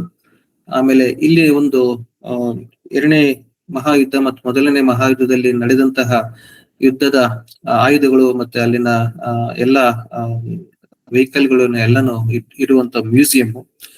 ಇದು ಒಂದು ಹೊಸದಾಗಿ ಸೈಂಟ್ ಸಾವಾ ಚರ್ಚ್ ಇತ್ತೀಚೆಗೆ ಅಂದ್ರೆ 2020 ಆಜುಬಾಜಿನಲ್ಲಿ ಕೋವಿಡ್ ಟೈಮ್ ಅಲ್ಲಿ ಕಟ್ಟಿರುವಂತಹ ಒಂದು ಚರ್ಚ್, ಸುಂದರವಾದ ಚರ್ಚ್. ಇದು ಒಳಗಿನ ಸುಂದರ ಕಲಾಕೃತಿ ಮತ್ತು ದೀಪಾಲಂಕಾರ. ಇದನ್ನ ಕಟ್ಟಿರುವಂತದ್ದು ಸಹ ವಿಶೇಷವಾಗಿ ಇದೆ. ಇದನ್ನ ಮೇಲಿನ ಡೋಮ್ ಏನಿದೆ ಅದೆಲ್ಲನು ಮಾಡಿ ಅದನ್ನ ಸ್ಲೋಲಿ ಲಿಫ್ಟ್ ಮಾಡಿ ಮೇಲ್ ತಗೊಂಡೋಗಿರುವಂತದ್ದು ಅನ್ನೋ ಒಂದು ವಿಶೇಷತೆನ ಹೇಳಿದ್ರು ಅವರು. ಆಮೇಲೆ ಇದೊಂದು ಮುಂಚಿನ ಕಾಲದಲ್ಲಿ ಇಂತಹ ರಾಜರ ಸ್ಕ್ವೈರ್, ಇದು ಒಂದು ಪ್ರಮುಖ ರಾಜಬೀದಿ. ಇದು ಎರಡು ನದಿಗಳು, ಡ್ಯಾನ್ಯೂಬ್ ಮತ್ತು ಸಾವಾ ಎಂಬ ಎರಡು ನದಿಗಳು ಸೇರುವಂತಹ ಸಂಗಮ ಸ್ಥಳ. ಸುಂದರವಾದಂತಹ ವಿಹಂಗಮ ನೋಟ. ನಂತರದಲ್ಲಿ ಹಂಗೇರಿ, ಇದು ಬುಡಾಪೆಸ್ಟ್ ದೇಶದ ರಾಜಧಾನಿ. ಇಲ್ಲಿನ ಈ ಇನ್ನೊಂದು ವಿಶೇಷ ಚರ್ಚ್, ಇದು ಸೈಂಟ್ ಸ್ಟೀಫನ್ ಬೆಸಿಲಿಕಾ ಅನ್ನೋ ಒಂದು ಚರ್ಚು. ತುಂಬಾನೇ ಸೊಗಸಾದ ಚರ್ಚು. ನಮಗೆ ಒಳಗಡೆ ಹೋಗಿ ನೋಡುವಂತ ಅವಕಾಶ ಆಗ್ಲಿಲ್ಲ. ಬೇರೆ ನೋಡುವಂತದ್ದು ಪಾರ್ಲಿಮೆಂಟ್ ಹೌಸ್, ಆಮೇಲೆ ಇದು ಒಂದು ಒಪರಾ ಹೌಸ್ ನೋಡುವಂತದ್ದು ಇದ್ದಿದ್ರಿಂದ ಅಲ್ಲಿ ಹೋಗಕ್ಕಾಗ್ಲಿಲ್ಲ. ಪಾರ್ಲಿಮೆಂಟ್ ಹೌಸ್ ಸುಂದರವಾದ ಈ ಡ್ಯಾನ್ಯೂಬ್ ನದಿಯ ತೀರದಲ್ಲಿದೆ. ಮೋಸ್ಟ್ಲಿ ನಾವು ನಮ್ಮ ದೇಶದ ನಮ್ಮ ಸಂಸತ್ ಭವನ ನೋಡಿಲ್ಲ, ನಾನ್ ನೋಡಿಲ್ಲ, ಆದ್ರೆ ಇದು ನೋಡುವಂತದ್ದು ಅವಕಾಶ. ಈ ಒಳಗಡೆ ಈ ಸಭಾಂಗಣ ಅವ್ರದ್ದು, ಇದು ಎಷ್ಟು ಸುಂದರವಾಗಿದೆ ಅಂದ್ರೆ ಈ ನದಿಯಲ್ಲಿ ಈ ಬೋಟಲ್ಲಿ ಸಹ ನಾವು ಹೋದ್ವಿ. ಈ ಒಂದು ಸಣ್ಣದಾದ ಮನುಷ್ಯನ ಆಕಾರದ ಸುಮಾರು ಒಂದು 20 ಅಡಿ ಆಕಾರದ ಒಂದು ಇದನ್ನು ಇಟ್ಕೊಂಡು ನಿಂತಿರುವಂತ ಒಂದು ಮನುಷ್ಯನ ಪ್ರತಿಮೆ, ಸುಮಾರು ಒಂದು 20 ಅಡಿ ಇರುವಂತಹ ಪ್ರತಿಮೆ ಇಲ್ಲಿ ನೀವು ಸ್ವಲ್ಪ ಗಮನವಿಟ್ಟು ನೋಡಿದ್ರೆ ಕಾಣಿಸುತ್ತೆ. ಪ್ರತಿಯೊಂದು ಎತ್ತರದಲ್ಲಿ ಇದೆ. ಅದು ನೋಡೋದಕ್ಕೆ ಒಂದು ಇರುವೆ ತರ ಕಾಣಿಸುತ್ತೆ, ಬಟ್ ಅದು 20 ಅಡಿಯ ಒಂದು ಪ್ರತಿಮೆ. ಅದು ವಿಶೇಷವಾಗಿ ಅಲ್ಲಿ ಕೆಳಗಡೆ ಮ್ಯೂಸಿಯಂ ಅಲ್ಲಿ ಇಟ್ಟಿದ್ದಾರೆ, ಇದೇ ತರದ್ದು ಮೇಲಿದೆ ಅನ್ನ ತೋರ್ಸೋದಕ್ಕೆ. ಆಮೇಲೆ ಈ ಸುಂದರವಾದ ಈ ಕಲ್ಲಿನ ಕಟ್ಟಡ, ಈ ನದಿಯ ಬೋಟಲ್ಲಿ ಹೋಗ್ತಾ ಇದ್ದಾಗ ಇದನ್ನು ಒಂದು ತುದಿಯಿಂದ ಇನ್ನೊಂದು ತುದಿ ತೋರ್ಸ್ಕಂತ ಅವನು ಎಕ್ಸ್ಪ್ಲೈನ್ ಮಾಡ್ತಾ ಹೋಗ್ತಾನೆ. ಆಮೇಲೆ ಈ ಬುಡಾಪೆಸ್ಟ್ ಹಿಸ್ಟೋರಿಕಲಿ ತುಂಬಾನೇ ಕಷ್ಟ ಕಾಲಗಳನ್ನು ನೋಡಿರುವಂತಹ ನಗರವಾಗಿದೆ. ಪುಸ್ತಕದಲ್ಲಿ ನಾನು ಅದರ ವಿಚಾರವಾಗಿ ಚರಿತ್ರೆ ಬರೆದಿದ್ದೀನಿ. ಅಲ್ಲಿ 2ನೇ ಮಹಾಯುದ್ಧದಲ್ಲಿ ಸುಮಾರು 7 ಪ್ರಮುಖ ಸೇತುವೆಗಳು ಇದ್ದುದನ್ನ, ಡ್ಯಾನ್ಯೂಬ್ ನದಿಗೆ ಇದ್ದುದನ್ನ ಯುದ್ಧದಲ್ಲಿ ಅದೆಲ್ಲನೂ ನೆಲಸಮ ಮಾಡ್ತಾರೆ. ಆದ್ರೂ ಸಹ ಅದು ಅಷ್ಟೇ ಸುಂದರವಾಗಿ ಮತ್ತೆ ಕಟ್ಟಿ ನಿಲ್ಸಿರೋದು ಒಂದು ಆಶ್ಚರ್ಯಕರವಾದ ಒಂದು ಸಂಗತಿ. ಎಲ್ಲೆಲ್ಲಿ ಚರಿತ್ರೆಯಲ್ಲಿ ಇಲ್ಲಿನ ಜನಗಳಿಗೆ ಸಾಯಿಸಿ ನೋವುಗಳನ್ನು ತಂದಿದ್ದಾರೆ, ಆ ಪ್ರದೇಶಗಳಲ್ಲಿ ಅದನ್ನು ಮಾನ್ಯುಮೆಂಟ್ಸ್ ಆಗಿ ಮಾಡಿದ್ದಾರೆ. ಅದರಲ್ಲಿ ಒಂದು ವಿಶೇಷವಾಗಿರುವಂತದ್ದು ಶೂ ಬೀಚ್ ಅಂತ ಹೇಳ್ಬಿಟ್ಟು, ಅದು ಸೈನಿಕರನ್ನ ಮೋಸ್ಟ್ಲಿ ಯಹೂದಿಗಳನ್ನ ಅವ್ರನ್ನ ಸಾಯಿಸ್ಬೇಕಾದ್ರೆ ಅವರು ನದಿಯ ದಡದಲ್ಲಿ ನಿಲ್ಲಿಸ್ಬಿಟ್ಟು ಅವ್ರನ್ನ ಶೂ ತೆಗೆದು ಇಟ್ಟು ನಿಲ್ಲಿಸಿ ಅವ್ರಿಗೆ ಗುಂಡಿಕ್ಕಿ ಕೊಂದಿರುವಂತಹ ಚರಿತ್ರೆ ಇದೆ. ಗುಂಡಿಕ್ಕಿ ಕೊಂದಿ ಅವರ ಹೆಣಗಳನ್ನು ನದಿಗೆ ತಳ್ತಾ ಇದ್ರಂತೆ. ಆ ತರ ಇರುವಂತಹ ಒಂದು ಚರಿತ್ರೆ. ಆ ಶೂಗಳನ್ನ ತಗೊಂಡೋಗಿ ಮಾರಿ ದುಡ್ಡು ಮಾಡ್ಕೋತಾ ಇದ್ರು ಅನ್ನೋ ಒಂದು ಸಹ ನಮ್ಮ ಗೈಡ್ ಹೇಳಿದ್ದು. ನಂತರದಲ್ಲಿ ನಾವು ಅಲ್ಲಿಂದ ಚೆಕ್ ರಿಪಬ್ಲಿಕ್ ನ ಬ್ರುನೋ ಎಂಬ ನಗರಕ್ಕೆ ಹೋದ್ವಿ. ಅಲ್ಲಿ ನಮ್ಮ ಒಂದು ಹನಿವೆಲ್ ಆಫೀಸ್, ರೆಸಿಡಿ ಆಫೀಸ್ ಇತ್ತು. ಅಲ್ಲಿ ನಮ್ಮ ಕೊಲೀಗ್ಸ್ ನ ಪರಿಚಯ ಮಾಡ್ಕೊಂಡು ಭೇಟಿ ಮಾಡಿ ಹಾಗೆ ಅಲ್ಲಿ ನಮ್ಮ ಆಫೀಸ್ ಎಲ್ಲ ನೋಡಿಕೊಂಡು ನೆಕ್ಸ್ಟ್ ನಮ್ಮ ಪ್ರಾಗ್, ಚೆಕ್ ರಿಪಬ್ಲಿಕ್ ರಾಜಧಾನಿ ಪ್ರಾಗ್ ನಗರವನ್ನ ನೋಡಿದ್ವಿ. ಸುಂದರವಾದ ನಗರ. ಇದು ನನಗೆ ನನಗೆ ಪ್ರಾಗ್ ನೋಡುವಂತಹ ಅವಕಾಶವಿತ್ತು. ಮೊದಲನೇ ಸಲ ನಾನು ನಮ್ಮ ಕಂಪ್ನಿ ಕಡೆಯಿಂದ ಹೋಗಿದ್ದೆ. ಪ್ರಾಗ್ ಒಂದು ಸುಂದರವಾದ ನಗರ. ಅದು ಈ ಕೋಟೆ, ಹಳೆಯ ಕೋಟೆ, ಆ ನೋಡ್ಬೇಕು ಬುಕ್ ಅಲ್ಲಿ ಎಷ್ಟು ಬರ್ತಿದೆ ಅಂತೇಳಿ, ಅದು ಒಂದು ಸುಮಾರು ಕಿಲೋಮೀಟರ್ ಗಟ್ಟಲೆ ಉದ್ದ ಇದೆ. ಇದು ಪ್ರಪಂಚದಲ್ಲಿ ಇರುವಂತಹ ಅತ್ಯಂತ ಉದ್ದವಾಗಿರುವಂತಹ ಒಂದು ಅರಮನೆ ಪ್ರಾಗಲ್ಲಿರುವಂತ. ಇದೇನ್ ಕಾಣಿಸ್ತಾ ಇದೆ ಅಲ್ಲಿ ಹಿಂದ್ಗಡೆ, ಇದು ಇಷ್ಟನು ಅರಮನೆ. ಇದು ಸುಮಾರು 2 ಕಿಲೋಮೀಟರ್ಗೂ ಜಾಸ್ತಿ ಇದ್ದಿರ್ಬೋದು, ನಾವು ಪುಸ್ತಕದಲ್ಲಿ ಬರೆದಿದ್ದೀನಿ, ನೆನಪಿಲ್ಲ. ಪ್ರಪಂಚದಲ್ಲಿ ಅತ್ಯಂತ ಉದ್ದನೆಯ ಅರಮನೆಯನ್ನ ಒಂದು ಖ್ಯಾತಿಗೆ ಪ್ರಸಿದ್ಧಿ. ಇಲ್ಲಿ ಏನ್ ಕಾಣಿಸ್ತಿದೆ, ಕಲ್ಲಿನ ಸೇತುವೆ. ಇದು 14ನೇ ಶತಮಾನದಲ್ಲಿ ಕಟ್ಟಿರುವಂತದ್ದು ಸೇತುವೆ, ಚಾರ್ ಸೇತುವೆ ಅಂತ ಹೇಳ್ಬಿಟ್ಟು. ಇದು ಒಂದು ವಿಶೇಷವಾದಂತಹ ಒಂದು ಅಲ್ಲಿನ ನಗರದ ಒಂದು ಪ್ರಮುಖ ಒಂದು ಅಂಶ. ಹಾಗೆ ಇದೊಂದು ಅಸ್ಟ್ರೋನಾಮಿಕಲ್ ಗಡಿಯಾರ, ಅತ್ಯಂತ ದೊಡ್ಡದಾದ, ಪ್ರಪಂಚದಲ್ಲಿ ಅತ್ಯಂತ ದೊಡ್ಡದಾದ ಅಸ್ಟ್ರೋನಾಮಿಕಲ್ ಕ್ಲಾಕ್ ಇರುವಂತದ್ದು ಜಾಗ ಪ್ರಾಗಲ್ಲಿದೆ. ಇದಕ್ಕೂ ಒಂದು ಚರಿತ್ರೆ ಇದೆ. ಇದು ಕಟ್ಟಿದಂತಹ ಅವನಿಗೆ ಬೇರೆ ಎಲ್ಲೂ ನೀನು ಈ ತರದ್ದು ಮತ್ತೆ ಕಟ್ಟಬಾರದು ಅಂತ ಉದ್ದೇಶದಲ್ಲಿ ಅವನ ಕಣ್ಣನ್ನು ತೆಗೆದಿದ್ರತ್ತೆ ಆಗಿನ ಕಾಲದಲ್ಲಿ. ಅವನ್ ಮತ್ತೆ ಎಲ್ಲೂ ಮಾಡಬಾರ್ದು ಈ ತರದ್ದು ತಯಾರಿ, ಈ ತರದ್ದು ಒಂದು ಅಂತೇಳಿ. ಆದ್ರೆ ಅದಕ್ಕೆ ಪ್ರತಿಕಾರವಾಗಿ ಅವನು ಆ ಗಡಿಯಾರನ ಕೆಡಿಸ್ಬಿಟ್ಟಂತೆ. ಕೆಡಿಸಿದ್ದಕ್ಕೆ ಅದನ್ನ ಅವನು ಸತ್ ನಂತರದಲ್ಲೂ ಅದನ್ನ ಯಾರಿಗೂ ರಿಪೇರಿ ಮಾಡಕ್ಕಾಗದೆ ಸುಮಾರು ಒಂದು 100 ವರ್ಷಗಳ ನಂತರದಲ್ಲಿ ಅದನ್ನ ಮತ್ತೆ ಯಾರು ಬೇರೆಯವರು ರಿಪೇರಿ ಮಾಡಿರುವಂತದ್ದು ಕತೆ ನಮ್ಮ ಗೈಡ್ ಹೇಳಿದ್ದು. ಇನ್ನೊಂದು ವಿಶೇಷವಾಗಿ ನಮಗೆ ಅಲ್ಲಿ ಓಪನ್ ಕಾರ್, ವಿಂಟೇಜ್ ಕಾರ್ ಅಲ್ಲಿ ನಗರ ದರ್ಶನ ಮಾಡಿದ್ವಿ. ಇದು ಒಂದು ಗಂಟೆಯ ಪ್ರಯಾಣವಾಗಿತ್ತು. ಇದರಲ್ಲಿ ಆಕ್ಚುಲಿ ನಾನ್ ಡ್ರೈವ್ ಮಾಡ್ಲಿಲ್ಲ, ಡ್ರೈವರ್ ಇದ್ದ. ನಾವು ಸುಮ್ಮನೆ ಕೂತು ಫೋಟೋ ತೆಗೆಸ್ಕೊಂಡಿದ್ದು. ನಾವು ಹಿಂದ್ಗಡೆ ಸೀಟಲ್ಲಿ ಕೂತಿದ್ದು. ನಮಗೆ ಡ್ರೈವರು ಮತ್ತೆ ನಮ್ಮ ಸಹ ಪ್ರಯಾಣಿಕರಲ್ಲಿ ಒಬ್ರು ಬಂದಿದ್ರು, ನಾವಿಬ್ರು ಹಿಂದೆ ಕೂತಿದ್ವಿ. ಇದು ಒಂದು ವಿಶೇಷ ಅನುಭವ ನಮಗೆ. ಯಾಕಂದ್ರೆ ಇಷ್ಟು ದೊಡ್ಡದಾದಂತಹ ವಿಂಟೇಜ್ ಕಾರ್ ಅಲ್ಲಿ ಹೋಗ್ತಾ ಇದ್ದಾಗ ಜನಗಳೇ ನಮ್ಮ ತಿರುಗಿ ನೋಡುವಂತದ್ದು ಒಂದು ಆಗ್ತಾ ಇತ್ತು. ಆಮೇಲೆ ವಿಂಟೇಜ್ ಕಾರ್ ಅಲ್ಲಿ ಹೋಗ್ತಾ ಅವರು ನಗರದ ಗಲ್ಲಿಯಲ್ಲಿ ನಾವು ಮೋಸ್ಟ್ಲಿ ಅದೆಲ್ಲ ನೋಡಕ್ ಆಗ್ತಾ ಇರ್ಲಿಲ್ಲ ಅನ್ಸುತ್ತೆ. ನಾವು ನಡ್ಕೊಂಡು ಹೋಗಿ ಆ ಗಲ್ಲಿಗಲ್ಲಿಯಲ್ಲೆಲ್ಲಾನು ಸುತ್ತರಿಸ್ಕೊಂಡು ಹಳೆ ಕಟ್ಟಡಗಳನ್ನು ತೋರಿಸ್ಕೊತಾ 1 ಗಂಟೆಯ ಪ್ರವಾಸ ಒಂದು ಭಾಗವಾಗಿತ್ತು. ಇದೊಂದು ವೆನ್ಸ್ಲೆಸ್ ಸ್ಕ್ವೇರ್ ಅಂತ ಹೇಳ್ಬಿಟ್ಟು, ಇದು ಒಂದು ಪ್ರಮುಖ ಆಗಿನ ಕಾಲದ ರಾಜರ ಒಂದು ದರ್ಬಾರಿನ ಕಟ್ಟಡ. ನೆಕ್ಸ್ಟ್ ನಾವು ಹೋಗಿದ್ದು ಬೆಲ್ಜಿಯಂನ ಬ್ರೆಸಿಲ್ ನಗರದಲ್ಲಿ. ಇದು ಒಂದು ಐತಿಹಾಸಿಕ ನಗರ. ಇದು ವಿಶೇಷವಾಗಿ ಮೆನ್ ಸ್ಕ್ವೇರ್ ಅಂತ ಹೇಳ್ಬಿಟ್ಟು ಕರೆಯುವಂತಹ ಜಾಗ. ಇಲ್ಲಿ ಮುಂಚೆ ಎಲ್ಲ ವ್ಯಾಪಾರ ಸ್ಥಳವಾಗಿದ್ದು, ಈ ಸಣ್ಣ ಸಣ್ಣ ಬಿಲ್ಡಿಂಗ್ಗಳು ಏನ್ ಕಾಣಿಸ್ತಾ ಇದೆ ಇದೆಲ್ಲಾನು ಟ್ಯಾಕ್ಸ್ ಕಲೆಕ್ಷನ್ ಮಾಡುವಂತಹ ಕಚೇರಿಗಳಾಗಿತ್ತು ಅನ್ನೋ ಒಂದು ಚರಿತ್ರೆ. ಇದು ಅರಮನೆಯಲ್ಲಿ ಪ್ರವೇಶ ಇತ್ತು, ಬಟ್ ನಾವು ಹೋದಾಗ ಆ ಟೈಮಲ್ಲಿ ಪ್ರವೇಶ ಇರ್ಲಿಲ್ಲ, ಇದು ನೋಡಕ್ ಆಗ್ಲಿಲ್ಲ, ಹೊರಗಡೆಯಿಂದ ಮಾತ್ರ ನೋಡ್ಕೊಂಡ್ ಬಂದ್ವಿ. ಇದು ಒಂದು ಮಾರ್ಕೆಟ್ ಏರಿಯಾ. ಇದು ಫುಲ್ಲಿ ಕ್ಲೋಸ್ಡ್ ಮಾರ್ಕೆಟ್, ಮೇಲೆಲ್ಲಾನು ಗ್ಲಾಸ್ ಇಂದ ಕವರ್ ಮಾಡಿರುವಂತದ್ದು. ಇದು ಒಂದು ಪ್ರಪಂಚದಲ್ಲಿ ಅವಾಗ ಯುರೋಪ್ ಕಂಟ್ರಿಯಲ್ಲಿ ಇದು ಪ್ರಮುಖವಾಗಿ ಇದು one of the first closed market ಅನ್ನೋ ಒಂದು ಹೆಗ್ಗಳಿಕೆ ಇದಕ್ಕೆ. ಇದು ಒಂದು ವಿಶೇಷವಾದ ನಗರದ ಪ್ರದೇಶ. ಇಲ್ಲಿ ಅವರು ಒಂದು ಚರ್ಚು ಮತ್ತೆ ಒಂದು ಸ್ಟ್ಯಾಚ್ಯೂ ಎಲ್ಲಾನು ಒಂದೇ ನೇರದಲ್ಲಿ ರಚಿಸಿದ್ದಾರೆ ಅನ್ನೋ ಒಂದು ಮಾತನ್ನ ಹೇಳ್ತಾ ಇದ್ರು. ಸುಂದರ ವಿಹಂಗಮ ನೋಟ ನಗರದ.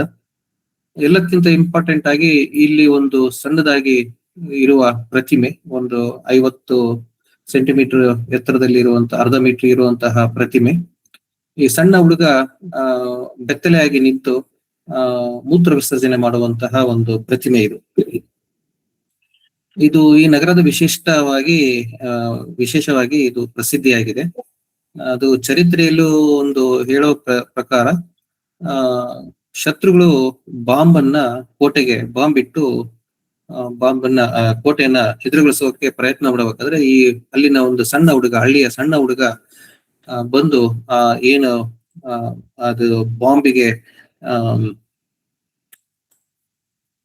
ಏನಂತಾರೆ ಅದಕ್ಕೆ, ಬತ್ತಿ ಇರುತ್ತಲ್ಲ, ಬತ್ತಿಗೆ ಬೆಂಕಿ ಇಟ್ಟಾಗ ಬತ್ತಿ ಸುಟ್ಕೊಂತ ಹೋಗ್ತಾ ಇದ್ದದನ್ನ ಈ ಹುಡುಗ ಬತ್ತಿ ಮೇಲೆ ಮೂತ್ರ ವಿಸರ್ಜನೆ ಮಾಡಿ ಅದನ್ನ ಆರಿಸ್ದ ಅನ್ನೋ ಒಂದು ಕಥೆ ಹೇಳ್ತಾರೆ. ಅದಕ್ಕಾಗಿ ಇದು ಪ್ರಸಿದ್ಧಿ ಅನ್ನೋ ಒಂದು ಇದೆ. ಇತ್ತೀಚೆಗೆ ಬರೀ ಹುಡುಗ ಯಾಕೆ, ಹುಡುಗಿನ ಕೂರಿಸುವ ಅನ್ನೋ ಒಂದು ದೃಷ್ಟಿಯಲ್ಲಿ ಈ ಒಂದು ಹುಡುಗಿಯ ಮೂತ್ರ ವಿಸರ್ಜನೆ ಮಾಡೋ ಒಂದು ಪ್ರತಿಮೆ ಸಹ ಮಾಡಿರುವಂತದ್ದು. ಈ ನಗರದ ಇನ್ನೊಂದು ವಿಶೇಷವಾದಂತಹ ಅಟೋಮಿಮ್ ಅನ್ನೋ ಒಂದು ಸ್ಥಳನ ನಾವು ನೋಡಕ್ಕಾಗ್ಲಿಲ್ಲ. ಇದು 1952 56 ಒಂದು ಕಟ್ಟಿರುವಂತದ್ದು. ಅದು ಒಂದು ವಿಶೇಷವಾದಂತಹ ಸ್ಥಳ, ಅದನ್ನು ನೋಡಕ್ಕಾಗ್ಲಿಲ್ಲ ನಮಗೆ. ಸೊ ಇದು ಒಂದು ಸುಂದರವಾದ ನಗರವಾಗಿತ್ತು. ಅದರ ನಂತರದಲ್ಲಿ ನಾವು ಈಗ ಯುನೈಟೆಡ್ ಕಿಂಗ್ಡಮ್ಗೆ ಹೋಗುವಂತಹ ಸಮಯ. ಫ್ರಾನ್ಸ್ ಇಂದ UK ನಾವು ಕ್ಯಾಲ್ವಿಸ್ ಬಂದರಿನಿಂದ, ಫ್ರಾನ್ಸಿನ ಕ್ಯಾಲ್ವಿಸ್ ಬಂದರಿನಿಂದ ಡೋವರ್ ಯುನೈಟೆಡ್ ಕಿಂಗ್ಡಮ್ಗೆ ಇಂಗ್ಲಿಷ್ ಚಾನೆಲ್ ದಾಟಿ ಹೋಗಿರುವಂತದ್ದು. ಇದಕ್ಕೆ ದಾಟೋದಕ್ಕೆ 2 ಅವಕಾಶಗಳಿದೆ. ಒಂದು ಅಂಡರ್ ಗ್ರೌಂಡ್ ಅಲ್ಲಿ ಒಂದು ಟ್ರೈನ್ ಇದೆ, ಟನಲ್ ಅಲ್ಲಿ. ಆ ಟ್ರೈನ್ ಅಲ್ಲಿ ನಾವು ನಮ್ಮ ಕಾರ್ಗಳನ್ನ, ಕಾರ್ಗೋ ಟ್ರೈನ್ ಅದು, ನಮ್ಮ ಕಾರ್ಗಳನ್ನ ಅದರಲ್ಲಿ ಇಟ್ಕೊಂಡು ಅದರಲ್ಲಿ ಕಾರಲ್ಲಿ ಕೂತ್ಕೊಂಡು ದಾಟುವಂತದ್ದು. ಅದು ಒಂದು ಅರ್ಧ ಗಂಟೆಯಲ್ಲಿ ನಮ್ಮನ್ನ ಆ ಕಡೆ ದಡ ಸೇರಿಸುತ್ತೆ. ನಾವು ಈ ತರಹ ಹಡಗಿನಲ್ಲಿ ನಮ್ಮ ಕಾರುಗಳನ್ನ ಹಾಕೊಂಡು ಸುಮಾರು ಒಂದು 2.5 ಗಂಟೆ ಪ್ರಯಾಣ ಮಾಡಿ ನಾವು ದಾಟಿದ್ದು.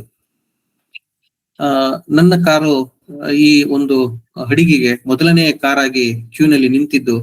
ನಾವು ಫಸ್ಟ್ ಪಾಯಿಂಟ್ ಬಂದು ನಿಂತ್ಕೊಂಡ್ವಿ. ಈ ಕಡೆಯಿಂದ ಬರೋದು, ಈ ಕಡೆ ನಿಂತ್ರೆ ಮತ್ತೆ ಈ ಕಡೆಯಿಂದ ಹೊರಗೆ ಹೋಗುವಂತದ್ದು. ಈಗ ಈ ಕಡೆಯಿಂದ ಹತ್ತಿದ್ರೆ ಹಡಗು, ಆ ಕಡೆಯಿಂದ ಮತ್ತೆ ಓಪನ್ ಮಾಡುತ್ತೆ. ಆ ತರದಲ್ಲಿ ಹಡಗು 2 ದಿಕ್ಕಿನಲ್ಲಿ ಚಲಿಸುತ್ತೆ. ವೆಹಿಕಲ್ ಈ ಕಡೆ ಹತ್ತಿದ್ದು ಆ ಕಡೆ ಇಳಿಯುವ ಹಾಗೆ ವ್ಯವಸ್ಥೆಗಳು ಇರುತ್ತೆ. ಅದು ಒಂದು ಜೂನ್ 21 ಸಂಜೆ 5 ಗಂಟೆಗೆ ನಾವು ಲಂಡನ್ ಪ್ರವೇಶ ಮಾಡಿದ್ವಿ. ಇಲ್ಲಿ ನಾವು ನಿಮ್ಗೆ ಹೇಳಿದ ಹಾಗೆ ಚೈನಾ ಫಸ್ಟ್ ಎಂಟರ್ ಆದಾಗ ನಮ್ಮ ಬಲಭಾಗದಲ್ಲಿ, ನಾವು ರಸ್ತೆಯ ಬಲಭಾಗದಲ್ಲಿ ಡ್ರೈವ್ ಮಾಡ್ಬೇಕಾಗಿರುವಂತದ್ದು. ಅಲ್ಲಿ ನಾವು ಸ್ಟಾರ್ಟ್ ಮಾಡಿದವರು ಫ್ರಾನ್ಸ್ ದಾಟಿ ಈ ಹಡಗಿನಲ್ಲಿ ಈ ಕಡೆ ಬಂದ ನಂತರ ನಮ್ಮ ದೇಶದ ಪ್ರಕಾರ ರಸ್ತೆಯ ಎಡಭಾಗದಲ್ಲಿ ನಾವು ಮತ್ತೆ ಪ್ರಯಾಣಿಸುವ ಒಂದು ಸನ್ನಿವೇಶ. ಮೊದಲಿನ ಸಹ ನಾವು ಬಲಭಾಗದಲ್ಲಿ ಪ್ರಯಾಣ ಮಾಡಬೇಕಾದ್ರೆ ನಮಗೆ ಒಂದೆರಡು ದಿನ ನಮಗೆ ತುಂಬಾ ಕಷ್ಟ ಆಗ್ತಾ ಇತ್ತು. ಆದ್ರೆ ಆಲ್ಮೋಸ್ಟ್ ಒಂದು 60 ದಿನ ನಾವು ಅದೇ ರೀತಿಯಲ್ಲಿ ಪ್ರಯಾಣ ಮಾಡಿದ್ದು. UK ಬಂದಾಗ ನಮಗೆ ಮತ್ತೆ ಎಡಗಭಾಗದಲ್ಲಿ ಪ್ರಯಾಣಿಸೋದಕ್ಕೆ ನಮಗೆ ಒಂದು ಸ್ವಲ್ಪ ಕಷ್ಟ ಆಯ್ತು. ಹಾಗೆ ನಾವು ಬಂದಾಗ ಈ ಬ್ರಿಡ್ಜ್ ಏನಂತಾರೆ, ವೆಸ್ಟ್ ಮಿನಿಸ್ಟರ್ ಬ್ರಿಡ್ಜ್, ಅಲ್ಲಿ ನಮ್ಮ ಸಂಭ್ರಮ ಆಚರಣೆ. ಒಂದು ಕಡೆ ನಮಗೆ ಲಂಡನ್ ಆಗಿ ಕಾಣಿಸ್ತಾ ಇತ್ತು, ಇನ್ನೊಂದು ಕಡೆ ನಮಗೆ ವೆಸ್ಟ್ ಮಿನಿಸ್ಟರ್ ಬ್ರಿಡ್ಜ್, ಆಮೇಲೆ ಇದಕ್ಕೇನಂತಾರೆ, ಬ್ರಿಡ್ಜ್ ಅಲ್ಲ, ಪಾರ್ಲಿಮೆಂಟ್ ಹೌಸ್ ಇನ್ನೊಂದಿದೆಯಲ್ಲ, ಪಾರ್ಲಿಮೆಂಟ್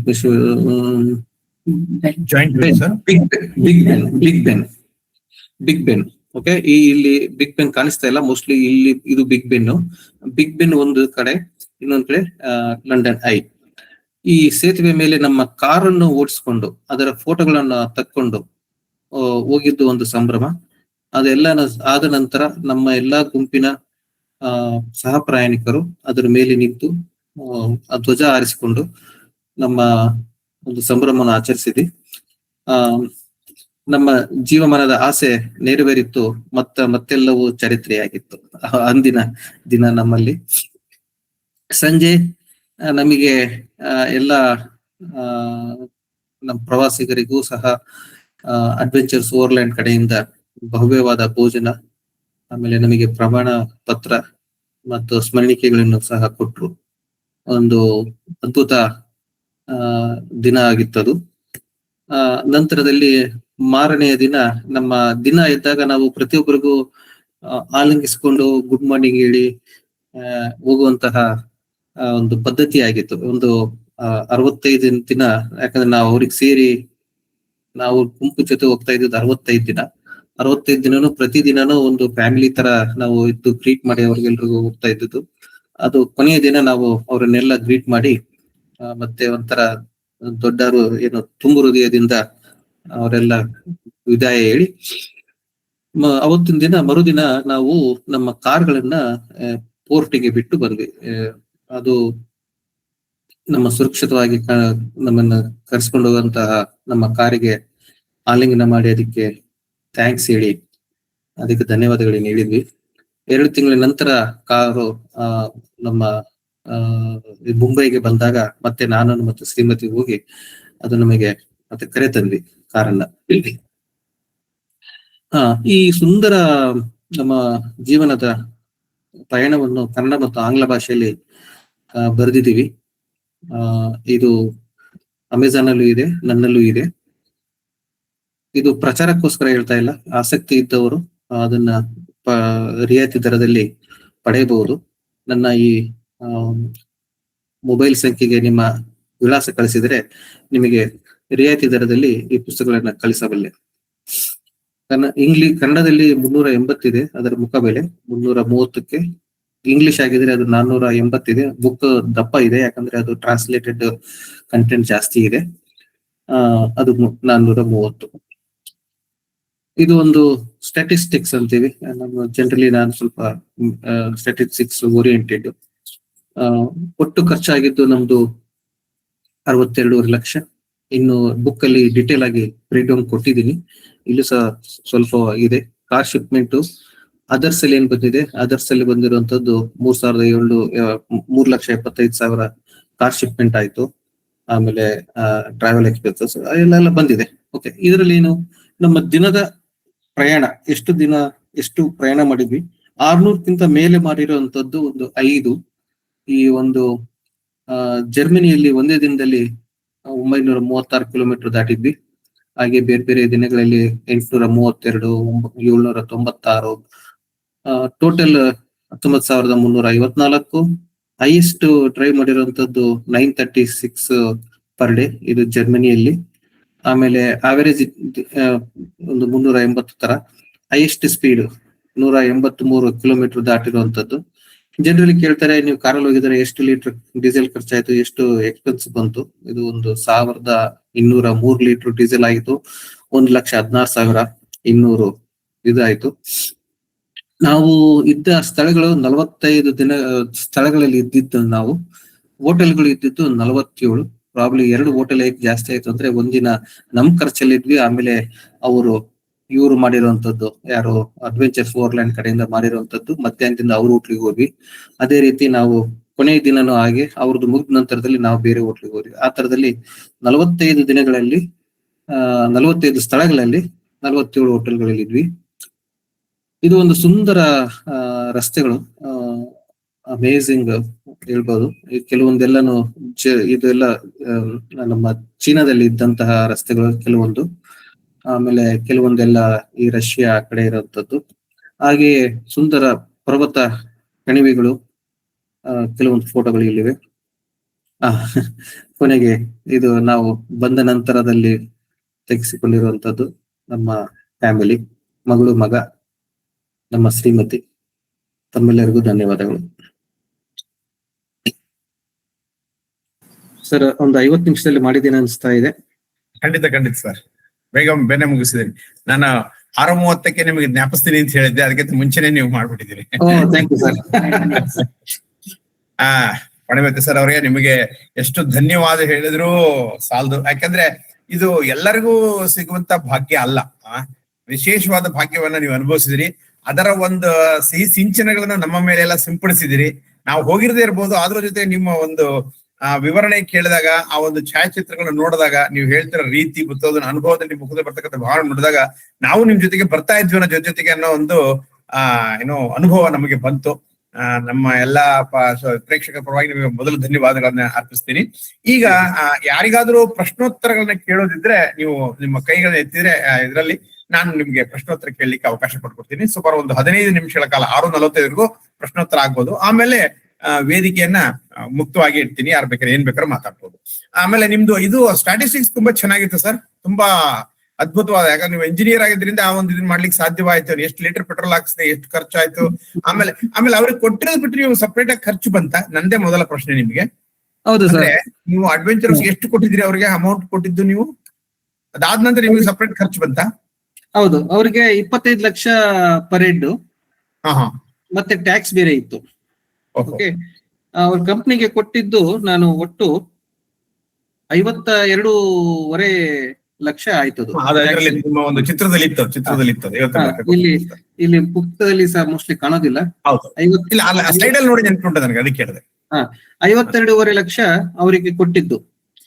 ಅದರಲ್ಲಿ ಒಂದು ಮುಂಚೆ ಈಗ ಕೆಲವೊಂದು ಇಂಟರ್ನ್ಯಾಷನಲ್ ಟ್ರಾವೆಲ್ ಮಾಡಬೇಕಾದ್ರೆ ಟ್ಯಾಕ್ಸ್ ಜಾಸ್ತಿ ಕಟ್ಕೋತಾರೆ.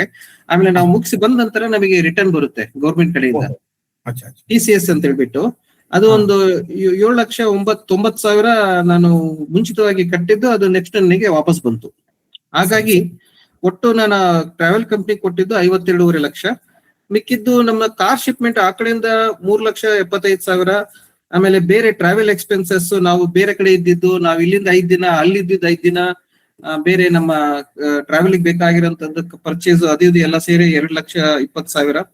ಸರ್ವಿಸ್ ಆಯ್ತು, ಕೆಲವೊಂದ್ಸಲ ಹೋಗ್ತಾ ಮಾಡಿಸಿದ್ದು, ಟೈರ್ ಹಾಕ್ಸಿದ್ದು ಅದೆಲ್ಲ ಒಂದು 2 ಲಕ್ಷ. ಬೇರೆ ಎಲ್ಲ ಎಕ್ಸ್ಪೆನ್ಸಸ್ ಬಂದ್ಬಿಟ್ಟು ಒಂದು 11 ಲಕ್ಷ ಬಂದಿದೆ. ಒಟ್ಟು 63 ಲಕ್ಷ ನಮ್ಮ ಖರ್ಚಾಗಿದೆ ಸರ್. ಒಟ್ಟು ಖರ್ಚು 63 ಲಕ್ಷ. 63 ಲಕ್ಷ. ಒಂದು ಪ್ರಾಪರ್ಟಿ ಮಾರಿದೆ. ಗೊತ್ತಾಯ್ತು, ಹೇಳಿದ್ರಲ್ಲ ಲಾಸ್ಟ್ ಟೈಮ್ ಹೇಳಿದ್ರಿ. ಧನ್ಯವಾದಗಳು ಸರ್.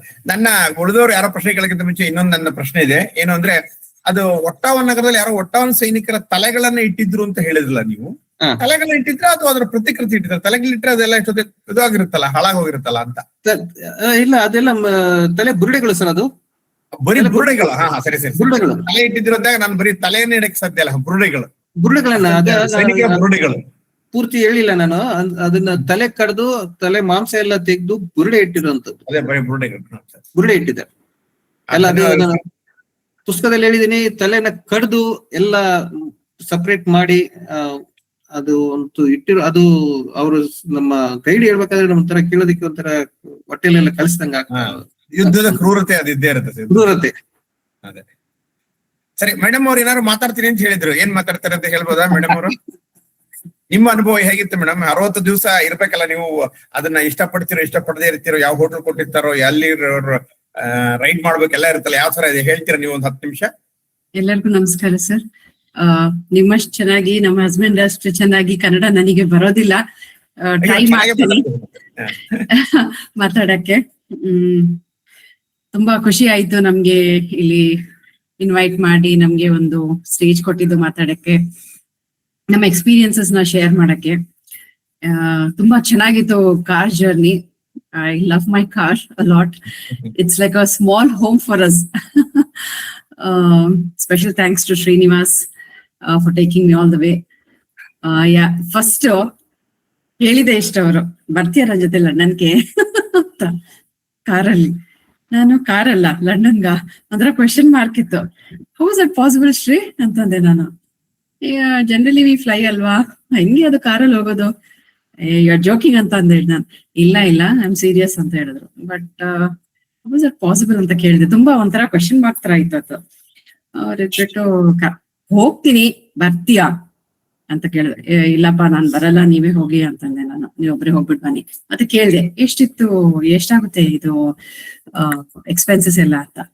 25 lakhs per head ಅಂದ್ರು. ಓ ಮೈ ಗಾಡ್, ಹಾಗಾದ್ರೆ ನಾನ್ ಬರಲ್ಲ, ನೀವೇ ಹೋಗ್ಬಿಟ್ಟು ಬನ್ನಿ ಅಂತ ಹೇಳಿದೆ ನಾನು.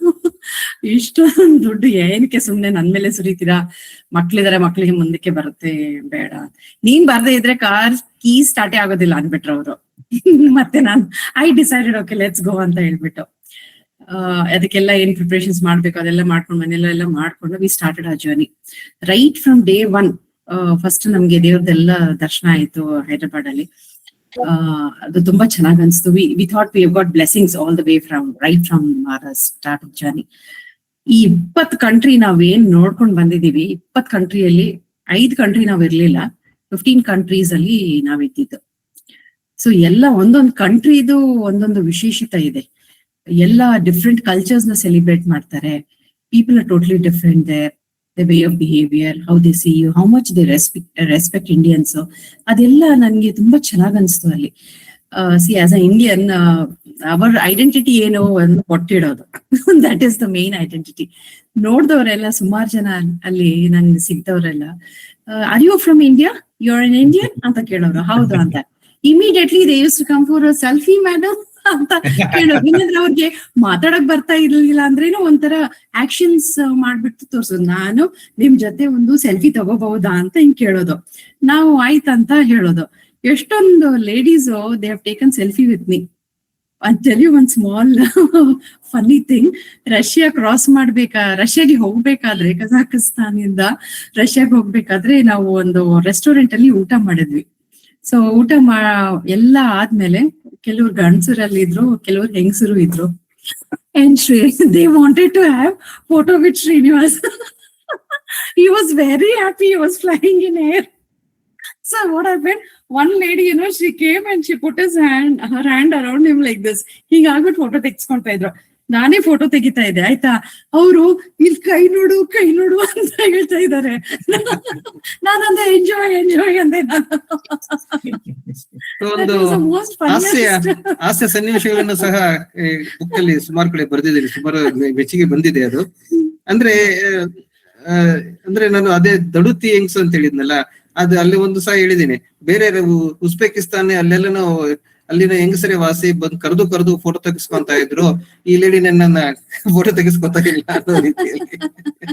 ನೀವು ಅದನ್ನ ಎಕ್ಸ್ಪ್ಲೇನ್ ಮಾಡ್ಬೇಕಾದ್ರೆ ಮೇಡಮ್ ಎದ್ದೋದ್ರು, ಅದಕ್ಕೆ ನನಗೆ ಬೇಜಾರಾಯ್ತಾನೆ ಅವ್ರಿಗೂ ಅನ್ಕಂಡೆ. ಇಲ್ಲ, ಮಗ ಬಂದು ಬಾಗಿಲು ತಟ್ತಾ ಇದ್ರು. ಸರಿ, ಬೇರೆ ಯಾರಾದ್ರೂ ಪ್ರಶ್ನೆಗಳು ಕೇಳದಿದ್ರೆ ಕೇಳ್ಬೋದು. ಶ್ರೀನಿವಾಸ್ ಅವರು ಮತ್ತು ಅವರ ಮಿಸಸ್ ಅವರು ಇಲ್ಲಿದ್ದಾರೆ. ಅವರ 20 ದೇಶಗಳ ಒಂದು ಅನುಭವ ಅವ್ರ ಮುಂದಿದೆ. ಕಣಿಕಾ ಮೇಡಮ್ ಕೇಳ್ತೀರಾ? ಸುಮಾರು ಪ್ರಶ್ನೆಗಳಿದಾವಪ್ಪ. ಅಲ್ಲ, ಇದೊಂದು ತುಂಬಾನೇ ರೋಚಕವಾಗಿದ್ದು ರೋಮಾಂಚನವಾಗಿದ್ದು. ಯಾವ್ದನ್ ಕೊಡ್ಬೇಕು ಆವಾಗ್ಲೇ ಕೇಳಿದ್ದೆ ಲಾಸ್ಟ್ ಟೈಮು.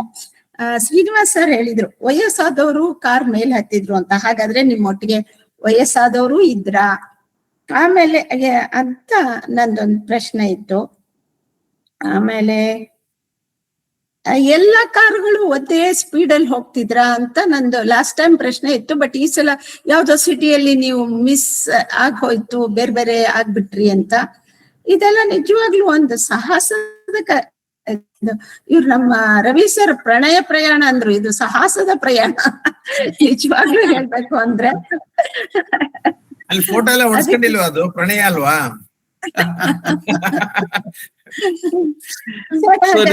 ಅಲ್ಲಿ ಏಜ್ ರಿಸ್ಟ್ರಿಕ್ಷನ್ ಇರ್ಲಿಲ್ವಾ?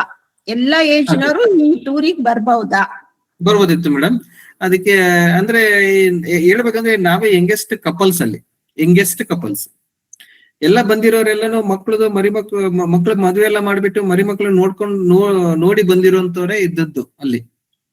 ಆಮೇಲೆ ಇನ್ನೊಂದ್ ಏನಂದ್ರೆ, ಈ ನಮ್ಮ ಮಿಡ್ಲ್ ಕ್ಲಾಸ್ ಫ್ಯಾಮಿಲಿ ಅಂತ ಹೇಳಿದ್ರೆ ಹೆಚ್ಚು ಕಡಿಮೆ ನಾವೇ ಅಂತ ಅನಿಸ್ತು ನಮಗೆ. ಯಾಕಂದ್ರೆ ಬೇರೆ ಎಲ್ಲಾನು ವೆಲ್ ಸೆಟಲ್ಡ್ ಪೀಪಲ್, ಅವ್ರಿಗೆ ದುಡ್ಡು 25 ಲಕ್ಷ ಏನು ಅಲ್ಲ ಅನ್ನೋ ಒಂದು ಕಲ್ಪನೆ ನಮ್ಮಲ್ಲಿ ಇತ್ತು. ಯಾಕಂದ್ರೆ ಎಲ್ಲ ವೆಲ್ ಪ್ಲೇಸ್ಡ್ ಪೀಪಲ್. ಹಾಗಾಗಿ ಅವರಲ್ಲಿ ಕೆಲವು ಬಂದಿರೋರೆಲ್ಲನೂ ಉತ್ಸಾಹ ಇರೋರೇ, ಈ ಕಾರ್ ಡ್ರೈವ್ ಮಾಡೋ ಉತ್ಸಾಹ ಇರೋರೇ ಬಂದಿರೋಂಥವ್ರು.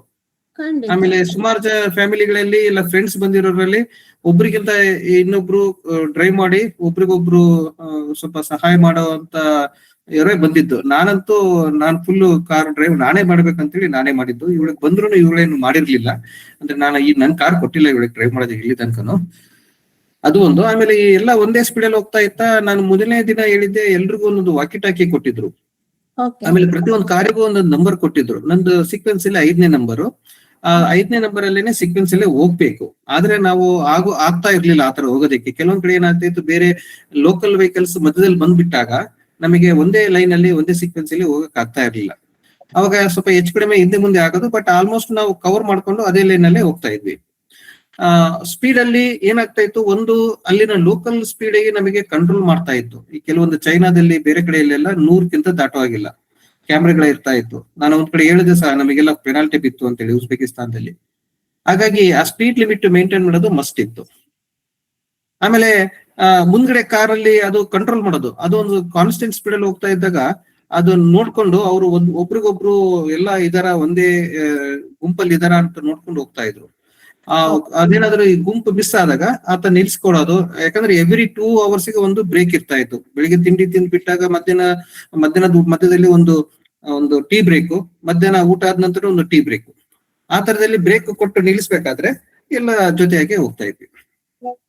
ಬಟ್ ಹಾಗಾದ್ರೆ ನೀವು ಫಾಸ್ಟ್ ಆಗಿ ನಿಮ್ದು ಮ್ಯಾಕ್ಸಿಮಮ್ km/h ತೋರಿಸಿದ್ರಿ, ಅದು ಹೌದು. ನಿಜವಾಗ್ಲೂ ತುಂಬಾ ಸ್ಪೀಡ್ ಅಲ್ವಾ? ನೀವು ಅಲ್ಲ, ಅದು ಒಂದು ವಿಶೇಷ ಏನಾಯ್ತು ಅಂದ್ರೆ, ಅವತ್ತಿನ ದಿನ ಏನಾಯ್ತು, ಒಂದು ಬ್ಯಾಚ್ ಮುಂದೆ ಹೋಯ್ತು. ನಮ್ದು ಒಬ್ರದ್ದು ಏನೋ ಪಾಸ್ಪೋರ್ಟ್ ಇರುವಂತ ಬ್ಯಾಗ್ ಹಿಂದ್ಗಡೆ ಹೋಟ್ಲಲ್ಲಿ ಬಿಟ್ಟು ಬಂದ್ಬಿಟ್ಟಿದ್ರು ಅವರು. ನಾವು ಹಿಂದ್ಗಡೆ ಇದ್ವಿ, ನಮಗೆ ನೀವು ಹಿಂದೆ ಇದೀರಲ್ಲ, ಅವ್ರದ್ದೊಂದು ಬ್ಯಾಗ್ ಇದೆ, ಅದನ್ನ ನೀವು ತರಕ್ಕಾಗುತ್ತಾ ಅಂತ ನಮಗೆ ಮತ್ತೆ ವಾಪಸ್ ಕಳ್ಸಿದ್ರು. ನಾವೊಂದು ಸುಮಾರು ಒಂದು 50 ಕಿಲೋಮೀಟರ್ ಮುಂದೆ ಬಂದ್ಬಿಟ್ಟಿದ್ವಿ ಜೊತೆಯಲ್ಲಿ. ನಾವು ಹಿಂದೆ ಇದ್ದಾಗ ನಮಗೆ ಮತ್ತೆ ಹಿಂದೆ ಕಳ್ಸಿದ್ರು.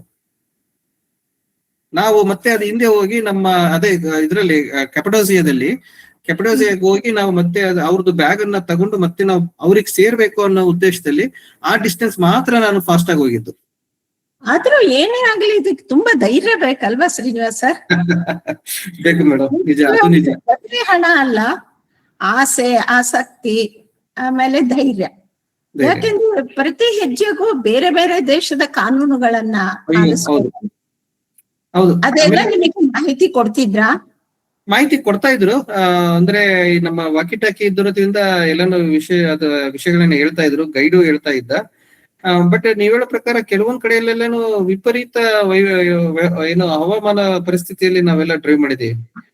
ನಾವು ಸೋಫಿಯಾ ಹೋಗೋ ಟೈಮಲ್ಲಿ ಏನ್ ಅನ್ಸುತ್ತೆ, ವಿಪರೀತ ಈ ಏನಂದ್ರೆ ಅನಿಕಲ್ಲು ಮಳೆ ಮತ್ತು ಗಾಳಿ, ತುಂಬಾ ಹೆವಿ ರೈನು ಎಲ್ಲಾನು ಆಯ್ತು ಎಕ್ಸ್ಪೀರಿಯನ್ಸ್. ನಮಗೆ ರೋಡೇ ಕಾಣಿಸ್ತಾ ಇರ್ಲಿಲ್ಲ. ಹೈವೇಲಿ ಹೋಗ್ಬೇಕಾದ್ರೆ ರೋಡ್ ಕಾಣಿಸ್ತಾ ಇಲ್ಲ. ಹೈವೇ ಬಿಟ್ಟು ಕೆಳಗಿಳಿಯೇನಂದ್ರೆ ನಾವು ಹೈವೇಲಿ ನಿಲ್ಸೋ ಆಗಿಲ್ಲ. ಎಲ್ಲೋ ಒಂದ್ ಕಡೆ ಪೆಟ್ರೋಲ್ ಬಂಕ್ ಬರುತ್ತೆ, ಅದು ನೋಡ್ಬಿಟ್ಟು ಎಕ್ಸಿಟ್ ಆಗ್ಬೇಕು. ಅದು ಒಂಥರ ತುಂಬಾನೇ ಹೆದರಿಕೆ ಒಂದು ಪರಿಸ್ಥಿತಿ ಆಗಿತ್ತು. ಆಮೇಲೆ ಇಲ್ಲಿ ಯಾವ್ದು ಟಿಬೇಟ್ ಅಲ್ಲಿ ನಾವು ಹೋಗ್ಬೇಕಾದ್ರೆ ರೋಡ್ಗಳೆಲ್ಲ ತುಂಬಾ ಕೆಟ್ಟದಾಗಿತ್ತು.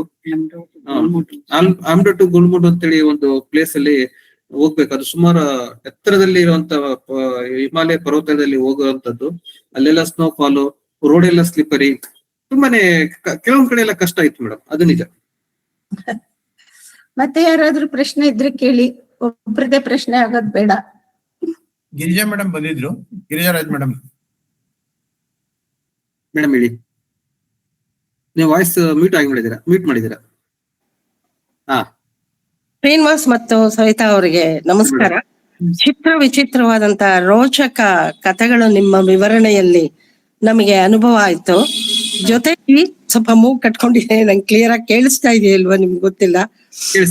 ಮತ್ತೆ ಜೊತೆಲಿ ಫೋಟೋಗಳನ್ನ ಚಿತ್ರಗಳ ಜೊತೆಲಿ ನಿಮ್ಮ ವಿವರಣೆ ಜೊತೆಯಲ್ಲೇ ಇದ್ದಿದ್ರಿಂದ ನಮಗ್ ನಿಜವಾಗ್ಲೂ ನಿಮ್ ಜೊತೆಲೆ ಪ್ರಯಾಣ ಮಾಡಿದಂತ ಒಂದು ಅನುಭವ ಆಯ್ತು. ನಿಜವಾಗ್ಲೂ ಆ ಪುಸ್ತಕ ಇನ್ನಷ್ಟು ವಿವರಣೆಗಳನ್ನ ತಿಳಿಸುತ್ತೋ ಏನೋ, ನೀವು ಬರೆದಿರುವಂತಹ ಪುಸ್ತಕ. ಮತ್ತೆ ನೀವು ಹೇಳಿದಂತಹ ಸೈನಿಕರನ್ನ ಹೇಗೆ ಶೂಸ್ ನ ತೆಗೆದ್ಬಿಟ್ಟು ಅವ್ರನ್ನ ಗುಂಡಕ್ಕಿ ಕೊಲ್ಲೋದಾಗ್ಲಿ, ಮತ್ತೆ ಇನ್ನೊಂದ್ ಕಡೆ ಆ ತಲೆಗಳನ್ನ ಬುರುಡೆಗಳನ್ನ ಅವಾಗೆಲ್ಲ ಜುಮ್ ಅನ್ಸುತ್ತೆ. ಎಂತ ಕ್ರೌರ್ಯ ಅಂತ ಅನ್ಸುತ್ತೆ. ನಿಜವಾಗ್ಲೂ ಕೆಲವು ಕಥೆಗಳಂತೂ ವಿಚಿತ್ರವಾದಂತಹ ರೋಚಕ ಕಥೆಗಳು ನೀವು ಹೇಳ್ಕೊಂಡು ಹೋಗಿದ್ದು. ನಿಜವಾಗ್ಲೂ ಇದಿದೆಯಲ್ಲ, ಒಂದೇ ಸಮ ಫ್ಲೂಯೆನ್ಸಿ ಹೇಳ್ಕೊಂಡು ಒಂದಕ್ಕೊಂದು ಸಂಪರ್ಕ ಕಲ್ಪಿಸ್ಕೊಂಡು ಅದು ಸುಲಭ ಅಲ್ಲ. ಜೊತೆಲಿ ನಿಮ್ಮ ಈ ಸಾಹಸ ಇದೆಯಲ್ಲ, ನಿಜವಾಗ್ಲೂ ಇದೊಂದು ದೊಡ್ಡ ಅನುಭವ, ನಿಮ್ ಜೀವನದಲ್ಲಿ ಮರೆಯಲಾಗದಂತ ಅನುಭವ. ಅದಕ್ಕಾಗಿ ನಿಮ್ಮನ್ನ ಅಭಿನಂದಿಸ್ತೀನಿ. ತುಂಬಾ ಚೆನ್ನಾಗಿತ್ತು. ತುಂಬಾ ಧನ್ಯವಾದಗಳು. ಅದನ್ನ shoe on the Danube banks ಅಂತ ಸ್ಮಾರಕಕ್ಕೆ ಹೆಸರು. Shoes on the Danube banks. ಮತ್ತೆ ಇನ್ನೊಂದು ಊರು ಏನು ಡೆತ್ ಊರಂತ ಒಂದು ಯಾವ್ದೋ ಹೇಳಿದಲ್ಲಿ ರಷ್ಯಾದಲ್ಲಿ. ಎಷ್ಟೊಂದು ಹೇಳ್ಕೊಂಡು ಹೋದ್ರಿ. ನಿಜವಾಗ್ಲೂ ಆಶ್ಚರ್ಯ ಅನ್ಸತ್ತೆ. ಕೇಳುವಾಗ್ಲೇ ನಮಗೆ ಜುಮ್ ಅನ್ನತ್ತೆ, ರೋಮಾಂಚನ ಆಗತ್ತೆ. ಇನ್ ನೀವ್ ಎದುರಿಗೆ ನೋಡುವಾಗ ನಿಜವಾಗ್ಲೂ ನಿಮ್ಗೆ ಎಂತ ಅನುಭವ ಆಗಿದೆ. ನಿಜವಾಗ್ಲೂ ಭಾಗ್ಯನೇ ಅದು. ಅದೆಲ್ಲರಿಗೂ ಸಿಕ್ಕಲ್ಲ. ಕುಸ್ಬಿ ಅವ್ರು ಹೇಳ್ದ ಹಾಗೆ ಚೆನ್ನಾಗಿತ್ತು ಸರ್. ತುಂಬಾ ಧನ್ಯವಾದಗಳು ಮೇಡಮ್.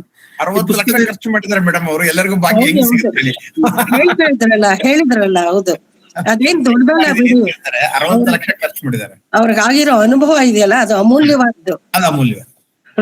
60 ಲಕ್ಷಕ್ಕಿಂತ ಮಿಗಿಲಾಗಿದೆ, ಸಂಶಯ ಇಲ್ಲ. ನಾವು ಯೋಚನೆ ಮಾಡಿದ್ದು, ಇರೋದಕ್ಕಿಂತ ಮನೆ ಇದೆ ಬೆಂಗಳೂರಲ್ಲಿ, ಏನೋ ಇರೋದಕ್ಕೆ ರಿಟೈರ್ಡ್ ಆದ್ಮೇಲೆ ಒಂದಿಷ್ಟು ಏನ್ ಬರುತ್ತೆ ದುಡ್ಡು ಸಾಕು, ಮಕ್ಕಳನ್ನ ಓದಿಸಿದೀವಿ, ಅವ್ರ ಪಾಡಿಗೆ ಅವ್ರು ಇರ್ತಾರೆ ಅಷ್ಟೇ ನಮ್ಮ ಯೋಚನೆಯಲ್ಲಿ ಬಂದಿದ್ದು. ಮಿಕ್ಕಿದ್ದೆಲ್ಲ ಸಾಧಿಸ್ಬೇಕು ಅನ್ನೋ ಒಂದು ಛಲ ಬಂತು. ಹೌದು. ಸರ್ ಆಮೇಲೆ ಎಲ್ಲಾ ಕಾರ್ಗಳು ವ್ಯವಸ್ಥಿತವಾಗಿದ್ವು ಸರ್, ಯಾವ ಕಾರು ಕೆಟ್ಟು ಬೇರೆ ಕಾರ್ ತಗೋಬೇಕಂತ ಪರಿಸ್ಥಿತಿ ಬರ್ಲಿಲ್ವಾ ಯಾರಿಗೂ? ಆತರ ಬೇರೆ ಕಾರ್ ತಗೋಬೇಕನ್ನೋ ಒಂದು ಪರಿಸ್ಥಿತಿ ಹೋಗ್ಲಿಲ್ಲ. ಬಟ್ ಕೆಲವೊಂದು ಈ ನಾವು ಉಜ್ಬೇಕಿಸ್ತಾನದಲ್ಲಿ ನಾನು ಹೇಳಿದೆ ಅವತ್ತು, ಒಂದು ಕೆಟ್ಟದಾಗಿ ಬಾರ್ಡರ್ಗೆ ಹೋಗೋ ಟೈಮಲ್ಲಿ ಸುಮಾರು 150 ರಿಂದ 200 ಕಿಲೋಮೀಟರ್ ರೋಡ್ಗಳು ಕೆಟ್ಟದಾಗಿತ್ತು. ನಾವು ಉರ್ಲು ಸಮುದ್ರದ ದಡದಲ್ಲಿ ನಾವು ಹೋದ್ವಿ ಅಂತೇಳಿ ಹೇಳಿದೆ. ಅಲ್ಲಿ ಹೋಗೋ ಟೈಮಲ್ಲಿ ಒಂದು 3-4 ಕಾರ್ಗಳು ಡ್ಯಾಮೇಜ್ ಆದ್ವು. ಒಂದು ಟೈರ್ಗಳು, ಒಂದು ಲೇಡಿ ಡ್ರೈವ್ ಮಾಡ್ತಾ ಇದ್ರು, ಅವ್ರದ್ದು ಪೂರ್ತಿ ಕಾರ್ದು ಒಂದು ಟೈರೇ ಹೋಗ್ಬಿಡ್ತು. ಇನ್ನೊಂದು ನಮ್ಮ ಆಯೋಜಕರದ್ದು ಒಂದು ಕಾರು ಮುಂದ್ಗಡೆಯಲ್ಲಿ ಸೈಡಿಗೆ ಕಲ್ಲು ಹೊಡೆದ್ಬಿಟ್ಟು ಬಲ್ಜ್ ಬಂದ್ಬಿಡ್ತು ಸೈಡಿಗೆ ಟೈರು. ಆಮೇಲೆ ಇನ್ನೊಬ್ರದ್ದು ಬೆನ್ಸ್ ಕಾರು, ಅದ್ರದ್ದು ಹಿಂದ್ಗಡೆ ಟೈರ್ಗಳು ಅಲೈನ್ಮೆಂಟ್ ತಪ್ಪು ಹೋಗ್ಬಿಟ್ಟು ಟೈರ್ಗಳು ಹಿಂಗಾಗ್ಬಿಟ್ಟು ಟೈರ್ ವೇರ್ ಔಟ್ ಜಾಸ್ತಿ ಆಯ್ತು. ಅದೆಲ್ಲಾನು ಬಂತು ಅಲ್ಲಿ ಒಂದು 3-4. ಆಮೇಲೆ ಇನ್ನೊಂದು ಟೊಯೋಟಾ ಹ್ಯಾಲಿಕ್ಸ್ ಕಾರ್ದು ಮುಂದ್ಗಡೆ ಸಸ್ಪೆನ್ಷನ್ ಬ್ರೇಕ್ ಆಗಿ ಅವ್ರದ್ದು ಕಾರು ಟೈರ್ ಎಲ್ಲ ಇದಾಯ್ತು. ಏನ್ ಹೇಳಿ ನನ್ನ ಬುಕ್ ಅಲ್ಲಿ ತುಂಬಾನೇ ವಿಚಾರ ಬರ್ದಿದ್ದೀನಿ.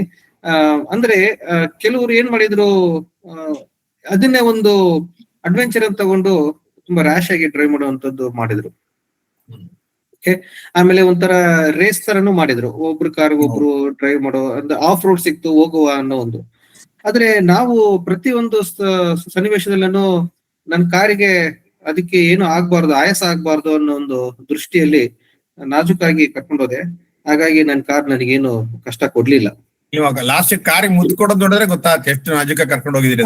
ತುಂಬಾ ಇಮೋಷನಲ್ ಆಗ್ಬಿಟ್ರು ಸರ್. ಅಲ್ಲ, ಅದು ಆಕ್ಚುಲಿ ಅದು ಫೋಟೋ ಒಂದಿಲ್ಲ ಅದ್ರಲ್ಲಿ, ನಾನು ಕಣ್ಣೀರೇ ಬಂದ್ಬಿಡ್ತು. ಯಾಕಂದ್ರೆ I love it like A family member. ಪರವಾಗಿಲ್ಲ ಸರ್, ಅದು ನಿಮ್ಗೆ ಅಂತ ಒಂದು ಅದ್ಭುತವಾದ ನೆನಪು ಕೂಡ ಕೊಟ್ಟಿದೆಯಲ್ಲ ಅದೇ ಕಾರ್ ನಿಮ್ಗೆ. ಮತ್ತೆ ಯಾರಾದ್ರೂ ಪ್ರಶ್ನೆಗಳನ್ನ ಕೇಳರಿದ್ದಾರೆ? ವಿಠಲ್ ವಿಜಯ್ ಸರ್. ಸರ್ ಪ್ರಶ್ನೆ ಏನಿಲ್ಲ, ತುಂಬಾ ಇಲ್ಲುಸ್ಟ್ರೇಷನ್ ತುಂಬಾ ಚೆನ್ನಾಗಿತ್ತು. ಬಹಳ ಒಂದು ಅನುಭವ. ನಾವು ಕೆಲವೊಂದು ಇದನ್ನ ನೋಡಿ ಯುರೋಪದ್ದು ಅದು ಒಂದು ಇದು ಬಂತು ಪುಸ್ತಕನ. ಬಟ್ ಈಗ ಇಲ್ಲಿಂದ ಅಲ್ಲಿವರೆಗೆ ಅವರು ಏನ್ ಹೇಳಿದ್ದಾರೆ, 60 ದಿವಸಗಳ ಪ್ರವಾಸ ಬಹಳ ರೋಚಕವಾಗಿತ್ತು. ಧನ್ಯವಾದಗಳು ಶ್ರೀನಿವಾಸನ್ ಅವರಿಗೆ, ಅವರ ಮಿಸಸ್ಸಿಗೆ. ಧನ್ಯವಾದಗಳು ಸರ್. ಮತ್ತೆ ಮನೆಗೆ ಸಂಪರ್ಕ ಮಾಡ್ತಾ ಇದ್ರು ಸರ್ ನೀವು? ಸರ್ ಹೇಳಿ. ಮನೆಗಳಿಗೆ ಸಂಪರ್ಕ, ಮನೇಲಿ ಮಕ್ಳಿಬ್ರೇ ಇದ್ರಲ್ಲ, ಮನೆಗೆ ಪ್ರತಿದಿನ ಬೆಳಿಗ್ಗೆ ಬಿಡ್ಬೇಕಾದ್ರೆ ಮತ್ತೆ ರಾತ್ರಿ ಸೇರಿದಾಗ ನೆಕ್ಸ್ಟ್ ಹೋಟೆಲ್ ಪ್ರತಿದಿನ ಸಂಪರ್ಕದಲ್ಲಿ ಇರ್ತಾ ಇದ್ವಿ. ಹೋಟೆಲ್ಗೆ ಹೋದ್ಕೊಳ್ಳೆ ವೈಫೈ ಸಿಗೋದು. ವೈಫೈ ಹೋದ್ಕೊಳ್ಳೆ ವೆರಿ ಫಸ್ಟ್ ಮಾಡ್ತಾ ಇದ್ದು ಲಗೇಜ್ ಬಿಸಾಕಿ ಫಸ್ಟ್ ಫೋನ್ ಮಾಡಿ ವಾಟ್ಸಪ್ ವಿಡಿಯೋ ಕಾಲ್ ಮಾಡಿ ಅವರಿಗೆ ವಿಚಾರ ಮಾಡುವಂತದ್ದು ಅದು ಒಂದು ಆಗ್ತಾ ಇತ್ತು. ಆಮೇಲೆ ಅಲ್ಲಿ ಇದ್ರು ಟರ್ಕಿಯಲ್ಲಿ ಏನಾಯ್ತು, ಅದ ಕೆಪ್ರೋಸಿಯಾಗಿ ಹೋಗೋ ಟೈಮಲ್ಲಿ ಒಂದು 2-3 ದಿನ ನಮಗೆ ಪ್ರವಾಸದ ಲೇಟ್ ಡ್ರೈವ್ ಮಾಡೋದಾಗಿರ್ಬೋದು. ಆಮೇಲೆ ಅದು ಆಯಾಸ ಅಲ್ಲ, ನಾವು ರೀಚ್ ಆಗೋದೇ ಲೇಟ್ ಆಗ್ತಾ ಇತ್ತು. ಹಾಗಾಗಿ ನಮ್ಮ ಸ್ವಲ್ಪ 1-2 ದಿನ ಕಾಂಟ್ಯಾಕ್ಟ್ ಮಾಡಕ್ ಆಗ್ಲಿಲ್ಲ. ಇಲ್ಲಿ ಹುಡುಗರು ಸ್ವಲ್ಪ ಇದ್ಕೊಂಡ್ಬಿಟ್ಟಿದ್ರು. ಅದೇ ಅವರಿಗೆ ಚಿಂತೆ ಇದ್ದೇ ಇರುತ್ತೆ. ಶೀಲಾ ಮೇಡಮ್ ಏನೋ ಕೇಳ್ತಾ ಇದ್ರು, ಕ್ಷಮಿಸ್ಬೇಕು ನಾನ್ ಮಧ್ಯೆ ಮಾತಾಡ್ಬಿಟ್ಟೆ. ಶ್ರೀನಿವಾಸ್ ಸರ್ ಹಾಗೂ ಸವಿತಾ ಮೇಡಮ್, ನಿಮ್ಮಿಬ್ರದ್ದು ರೋಚಕ ಪ್ರವಾಸ. ನಾನ್ ಮೊದಲನೇ ಭಾಗ ಅಟೆಂಡ್ ಮಾಡ್ಲಿಲ್ಲ, ಕೇಳಕ್ಕೂ ಆಗಿಲ್ಲ. ಈಗ ಬಹುಶಃ ಕೇಳಿಸ್ಕೊಳ್ದಲೇ ಇರಕ್ ಸಾಧ್ಯನೂ ಇಲ್ಲ ಅನ್ನೋ ಮಟ್ಟಿಗೆ ಇಂಟ್ರೆಸ್ಟ್ ನನ್ಗೆ ಈಗ ಉಂಟಾಯ್ತು. ಬಹುಶಃ ಮುಂದೆ ನಿಮ್ಮ ಮಕ್ಕಳು ಇದೇ ತರ ಮಾಡ್ತಾರೋ ಏನೋ. ನನ್ಗೆ ನೀವು ಬುಡಾಪೆಸ್ಟ್ ಹೇಳುವಾಗ ನೆನಪು ಬಂತು. ನಾನು ಅಲ್ಲಿ ಹೋಗಿ ನಿಂತಾಗ ನನ್ಗೆ ಬುಡಾಪೆಸ್ಟ್ ಅಂದ್ರೆ ನನ್ಗೆ ಜ್ಞಾಪಕ ಬರೋದೇ ಆ ಬುಡಾ ಮತ್ತೆ ಪೆಸ್ಟ್ ಅನ್ನುವಂತ ಒಂದು ಹೆಸರಿರುವಂತ ಕಲ್ಲಿದು, ಮತ್ತೆ ಆ ನದಿ ದಡದಲ್ಲಿರುವಂತ ಮೆಟಲ್ದ ಶೂಗಳು. ನಾನು ಬಹುಶಃ ಅಲ್ಲಿ ಜ್ಯೂಸ್ ಗಳನ್ನು ಸೇರಿಸಿ ಕಲ್ಲು ಕಟ್ಟಿ ಮುಳುಗಿಸ್ತಿದ್ರು ಅಂತಾನು ನಾನು ಕತೆ ಕೇಳಿದೆ. ಅದು ಇರ್ಬೋದು. ಎಲ್ಲಾ ತರದ ಕ್ರೌರ್ಯವನ್ನು ಅವ್ರು ಮೆರೆದ್ರು, ಅದು ಜ್ಞಾಪಕ ಬಂತು. ಹೀಗೆ ಮತ್ತೆ ಇನ್ನೊಂದು ಹೇಳಿದ್ರಲ್ಲ ನೀವು, ಇನ್ನೊಂದು ಊರು ಯಾವ್ದು, ಬ್ರಿಸಲ್ಸ್, ಅಲ್ಲಿಗೆ ಹೋಗಿದ್ದು. ಆ ದೃಶ್ಯ ಅಲ್ಲಿಗೆಲ್ಲ ಹೋಗಿದ್ದು ತಕ್ಷಣ ನೆನಪು ಬಂತು. ಅಲ್ಲಿಯ ಚಾಕ್ಲೇಟ್ಗಳು, ಆಮೇಲೆ ನೀವು ಹೇಳಿದ ಸ್ಥಳಗಳು ನನ್ಗೆ ಅಲ್ಲಿ ಹೋಗಿದ್ದು ನೆನಪು ಬಂತು. ಬಟ್ ಆದ್ರೆ ನೀವ್ ಎಷ್ಟೊಂದು ದೇಶಗಳನ್ನ ಈ ಕಾರಲ್ಲಿ ಹೋಗಿ ಅಡ್ವೆಂಚರ್ ಆಗಿ ಮಾಡಿದ್ ನೋಡಿದ್ರೆ ಅಯ್ಯೋ ಇದೆಲ್ಲ ನಾವು ಮಾಡ್ಬೇಕಾಗಿತ್ತಲ್ಲ ಅನ್ನೋ ಫೀಲಿಂಗು. ಬಟ್ ಆದ್ರೆ ನಿಮ್ಮ ಎಕ್ಸ್ಪ್ಲನೇಷನ್, ಎಸ್ಪೆಷಲಿ ಆ ಚಿತ್ರಗಳು ಎಷ್ಟು ಸ್ಪಷ್ಟವಾಗಿ ಮೂಡಿ ಬಂದಿವೆ. ಆಮೇಲೆ ಅದನ್ನ ತೋರ್ಸ್ಕೊತಾ ನೀವು ಎಕ್ಸ್ಪ್ಲೇನ್ ಮಾಡಿದಾಗ ಅರ್ಧ 50% ನಮ್ಮ ಮನಸ್ಸಿಗೆ ಖುಷಿ ಕೊಡ್ತು. ಬಹುಶಃ ಪುಸ್ತಕವನ್ನ ತರಿಸ್ಕೊಂಡ್ರೆ ಅದೊಂದು ಚಿತ್ರಗಳು ಹೀಗೆ ತುಂಬಾ ನೀಟಾಗಿ ಬಂದಿದೆಯಾ ಸರ್? ಮೇಡಮ್ ಇದ್ರಲ್ಲಿ ಏನ್ ಮಾಡಿದೀನಿ, ಕೊನೆಯಲ್ಲಿ ಒಂದು 8 ಪೇಜ್ ಕಲರ್ ಫೋಟೋಗಳನ್ನ ಹಾಕಿದ್ದೀನಿ. ನನ್ನ ಉದ್ದೇಶ ಮಧ್ಯ ಹಾಕಿಲ್ವಾ? ಮಧ್ಯೆ ಬ್ಲಾಕ್ ಅಂಡ್ ವೈಟ್ ಫೋಟೋಸ್ ಬಂದಿದೆ. ಆ ಸನ್ನಿವೇಶಕ್ಕೆ ತಕ್ಕಂತೆ ಫೋಟೋಸ್ಗಳು ಇದೆ, ಎಲ್ಲಾ ಕಡೆನೂ ಫೋಟೋ ಮಾತ್ರ ಲಾಸ್ಟಿಗೆ ಹಾಕಿದ್ದಾರೆ. ಕೆಲವೊಂದು ಕಲರ್ ಫೋಟೋಗಳನ್ನ ಮಾತ್ರ ಕೊನೆಯಲ್ಲಿ ಹಾಕಿದ್ದೀನಿ. ಇದನ್ನ ಈ ಎಲ್ಲಾ ಕಡೆ ಕಲರ್ ಮಾಡಿದ್ರೆ ಇದರ ಖರ್ಚು 4 ಪಟ್ಟು ಆಗಿರೋದು. ಯಾಕೆಂದ್ರೆ ಈಗ ನಿಮ್ದು ನೋಡ್ತಾ ನೋಡ್ತಾ ನಮ್ಗೆ ಎಷ್ಟು ಖುಷಿ ಆಯ್ತಂದ್ರೆ ಅಲ್ಲಲ್ಲೇ ಹೋಗಿ ನಿಂತ್ವಿ ಏನೋ ಅನ್ನೋ ಹಾಗೆ ಅನಿಸ್ತಿತ್ತು. ಅದೇ ಭಾವ ಬಹುಶಃ. ಆದ್ರೆ ನಿಮ್ಮ ಪುಸ್ತಕದಲ್ಲಿ ಬಹುಶಃ ಇನ್ನಷ್ಟು ವಿವರಗಳು ನಮ್ಗೆ ಸಿಗುತ್ತೆ. ಸುಮಾರಿದೆ ಮೇಡಮ್. ನಾನು ಹೇಳಿರೋದು ಮೋಸ್ಟ್ಲಿ ಒಂದು 5% ಹೇಳಿರ್ಬೋದು ಅನ್ಸುತ್ತೆ ಅಷ್ಟೇ, 5ರಿಂದ 10% ಅಷ್ಟೇ. ಯಾಕಂದ್ರೆ ಪುಸ್ತಕದಲ್ಲಿ ಮೋಸ್ಟ್ಲಿ ಇಲ್ಲಿ ನಮ್ಮ ಇವರು ಫಸ್ಟ್ ನಾಗಿ ಇಂಟ್ರೊಡ್ಯೂಸ್ ಮಾಡಿದ್ರೆ ರಘುರಾಮ್ ಸರ್ ಈ ಗುಂಪಿಗೆ. ಅವರು ಮೋಸ್ಟ್ಲಿ ನಮ್ನ ರಿವ್ಯೂ ಹಾಕಿದ್ದಾರೆ ಫಸ್ಟ್ ಇನಿಷಿಯಲಿ. ಹೌದು, ಬರ್ದಿದ್ದಾರೆ. ನಮ್ಮಲ್ಲೇ ವೇದಿಕೆಯಲ್ಲೂ ಬರ್ದಿದ್ದಾರೆ ಸರ್, ವೇದಿಕೆಯಲ್ಲೂ ಬರ್ದಿದ್ದಾರೆ. ಅವರಿಂದನೇ ನಾನು ಇದಕ್ಕೆ ಪರಿಚಯ ಆಗಿದ್ದು ಸರ್. ಬೇಕಾದಷ್ಟು ಪ್ರಶ್ನೆಗಳಿದೆ, ಆದ್ರೆ ಏನು ತಿಳ್ಕೊಳ್ದ ಪ್ರಶ್ನೆ ಕೇಳಬಾರ್ದು, ಓದ್ಬೇಕು, ತಿಳ್ಕೊಂಡು ಆ ನಂತರ ಪ್ರಶ್ನೆ ಕೇಳೋಣ. ತುಂಬಾ ಖುಷಿ ಆಯ್ತು. ಅಟ್ಲೀಸ್ಟ್ 2ನೇ ಭಾಗ ಕೇಳಿಸ್ಕೊಂಡಲ್ಲ ಅಂತ ನಿಮ್ಗೆ ಹೃತ್ಪೂರ್ವಕವಾದಂತ ಅಭಿನಂದನೆಗಳು. ರವಿ ಕುಸ್ಬಿ ಅವ್ರೆ, ನೀವ್ ಇಂಥವನ್ನೆಲ್ಲ ಕರೆಸಿ ಒಳ್ಳೆ ಕಾರ್ಯಕ್ರಮ ಮಾಡ್ತಿದ್ದೀರಿ. ನಿಮ್ಗೂ ಕೂಡ ಧನ್ಯವಾದಗಳು. ಶ್ರೀನಿವಾಸ್ ಸರ್, ಮೇಡಮ್ ಅವ್ರು ಇನ್ನೊಂದು ಕೇಳ್ಬೇಕು. ಮೇಡಮ್ ಒಂದೊಂದ್ ದಿವಸ ತುಂಬಾ ಡ್ರೈವ್ ಮಾಡಿದಾರಲ್ಲ, ಒಂದ್ ದಿವಸ ಅಂತೂ ಫುಲ್ ಡ್ರೈವಿಂಗ್ ಆಗಿದೆ. ಆ 963 ಕಿಲೋಮೀಟರ್ಸ್ ಮಾಡಿದ್ರಲ್ಲ, ಅವತ್ತೆಲ್ಲೂ ಉಳಿದಿಲ್ಲ ನೀವು. ಬೆಳಗ್ಗೆ ಸಂಜೆ ಅಥವಾ ರಾತ್ರಿ ಬರೀ ಡ್ರೈವಿಂಗ್ ಆಗಿದೆ ಅಂತ ನನ್ನ ಒಂದು ನಿಮ್ಮ ಗ್ರಾಫ್ ನೋಡಿ ನನಗೆ ಅನ್ಸಿದ್ದು. ಅವಾಗ ನಿಮ್ಗೆ ಬೋರ್ ಆಗ್ತಿರ್ಲಿಲ್ವಾ? ಏನಕ್ಕೆ ಸರ್ ಬೋರ್ ಆಗುತ್ತೆ? ಇಲ್ಲ, ಬೋರ್ ಆಗಿಲ್ಲ. ಯಾಕಂದ್ರೆ ಎಷ್ಟು ನೋಡೋದಕ್ಕೆ ಹೊರಗಡೆ ಇರುತ್ತಂದ್ರೆ ನಾವು ಮಾತಾಡ್ತಾ ಇರ್ಲಿಲ್ಲ ಕಾರಲ್ಲಿ. ನಂದು ಬರೀ ಕೆಲ್ಸ ಒಂದು ಫೋಟೋ ಹೊಡಿಯೋದು, ವಿಡಿಯೋ ಮಾಡೋದು, ಅದೊಂದ್ ಕೆಲ್ಸ ಆಗ್ತಾ ಇತ್ತು. ಹಂಗೆ ನೇಚರ್ ನ ಎಂಜಾಯ್ ಮಾಡ್ಕೊಂಡು ಹೋಗ್ತಾ ಇದ್ವಿ, ಹಾಡುಗಳೆಲ್ಲ ಕೇಳ್ಕೊಂಡು ಹೋಗ್ತಾ ಇದ್ವಿ. ಹಂಗಾಗಿ ಏನು ಬೋರ್ ಆಗಿಲ್ಲ ಸರ್, ನಿಜವಾಗ್ಲೂ ಹೇಳ್ತೀನಿ. And through out my way ದೇವ್ರ ನಾಮ ಚಾಂಟ್ ಮಾಡ್ಕೊಂಡು ಹೋಗ್ತಾ ಇದೆ. ಎಲ್ಲಿ ಹೋದ್ರೇನು ಸುರಕ್ಷಿತವಾಗಿ ಹೋಗ್ಬೇಕು. ರೊಮ್ಯಾಂಟಿಕ್ ಟೂರ್ ಅಂತ ಹೇಳ್ಬಿಟ್ಟು ಬೇಸರನ ರವಿ ಕುಸ್ಬಿ ಅವರೇ, ಏನ್ ಪ್ರಶ್ನೆ? ನನಗೆ ಅಲ್ಲ, ಯಾಕೆಂದ್ರೆ ಶ್ರೀನಿವಾಸ್ ಅವರು ಕಾರ್ ಎಷ್ಟು ಲೈಕ್ ಮಾಡಿದ್ರು ಹೇಳಿದ್ರು ನನಗೆ. ಅಂದ್ರೆ ಅವರು ಆ ಒಂದು ಅವರ ಜರ್ನಿಯ ಪ್ರಣಯ, ಅಲ್ಲಿ ಪ್ರಣಯ ಅಂದ್ರೆ ಬೇರೆ ಯಾರ ಜೊತೆಗೂ ಅಲ್ಲ, ಆ ಜರ್ನಿಯ ಒಂದು ಪ್ರಣಯ ಅವರಿಗೂ, ಮತ್ತೆ ಆ ಜರ್ನಿಗೆ ಪ್ರಣಯ ಅಂತ ಹಾಕಿರೋದು ನಾನು, ಬೇರೆ ಯಾರ ಜೊತೆಗೂ ಅಲ್ಲ. ಅದಕ್ಕೋಸ್ಕರ ಹಾಕಿದ್ದೆ ಅದು. ಅಂಡ್ ಮೋರ್ ಓವರ್ ಇದು ನೋಡಿ, ಎಷ್ಟೊಂದು ದೇಶಗಳು, ಎಷ್ಟೊಂದು ವಿವಿಧಗಳು, ಅದು ಒಂದ್ ರೀತಿ ಜೀವನದ ಅತ್ಯಂತ ಅದ್ಭುತವಾದಂತ ಒಂದು ಪ್ರಕೃತಿಯ ಮಿಲನ. ಅದು ಅದಕ್ಕೆ ಪ್ರಣಯಕ್ಕಿಂತ ಇನ್ನೊಂದು ದೊಡ್ಡದು ಏನೋ ಅದಕ್ಕೆ ನನಗೆ ಶಬ್ದಗಳು ಸಿಗ್ಲಿಲ್ಲ. ನಾನು ಅವ್ರಿಗೆ ಯಾವಾಗ್ಲೂ ಕಂಪ್ಲೇಂಟ್ ಮಾಡ್ತಾ ಇದ್ದೆ ಸರ್. ಅವ್ರು ಯಾವಾಗ್ಲೂ ಆಫೀಸ್ ಕಡೆಯಿಂದ ಸ್ವಿಟ್ಜರ್ಲ್ಯಾಂಡ್ಗೆ ಮತ್ತೆ ಚೈನಾ ಆ ಕಡೆ ಎಲ್ಲ ಹೋಗ್ತಾ ಇದ್ರು. ಸುಮಾರು all over the world he has gone. So ನಾನ್ ಹೇಳ್ತೀನಿ, ಎಲ್ಲೂ ಕರ್ಕೊಂಡು ಹೋಗಲ್ಲ ನೀವು, ನನ್ಗೆ ಎಲ್ಲೂ ಕರ್ಕೊಂಡು ಹೋಗಲ್ಲ ಅಂತ ಹೇಳ್ಬಿಟ್ಟು ಒಂದೇ ಸಲ 20 ಕಂಟ್ರಿ ತೋರ್ಸ್ಬಿಟ್ರು. ಅದಕ್ಕೆ ನಾನು ಹೇಳ್ತಾ ಇರ್ತೀನಿ, ಭಗವಾನ್ ಜಬ್ ದೇತಾ ಚಪ್ಪರ್ ಪಾಡ್ಕೆ ದೇತಾ. ಜೀವನದಲ್ಲಿ ನೀವು ಕೇಳಾಗಿಲ್ಲ, ಆ ತರ ತೋರಿಸ್ತಿದ್ದಾರೆ. ಈ ಪುಸ್ತಕದಲ್ಲಿ ಪೀಠಿಕೆಯಲ್ಲಿ ಬರ್ದಿದ್ದೀನಿ, ಒಂದು ಸಣ್ಣ ಸೆಂಟೆನ್ಸ್ ಓದ್ತೀನಿ. ಹಾಗೆಯೇ ಸಮಾನ ಚಿಂತನೆ, ತಿಳುವಳಿಕೆ, ಸಹಕಾರ, ಸಮಾನ ಅಭಿರುಚಿ ಇರುವ ಸಂಗಾತಿಯೂ ಬೇಕು.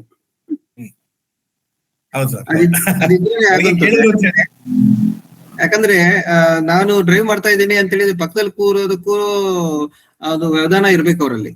ಅದೇ ಹೇಳಿದ್ ಸರ್, ಅದೇ ಬೆಳಿಗ್ಗೆ ಅದು ಉಳಿದ ದಿವಸ ಪರವಾಗಿಲ್ಲ, ಇಳಿತಾರೆ ಮತ್ತೆ ನೋಡ್ತಾರೆ, ಫೋಟೋ ಹೊಡಿತಾರೆ, ಮೂಡ್ ಚೇಂಜ್ ಆಗುತ್ತೆ.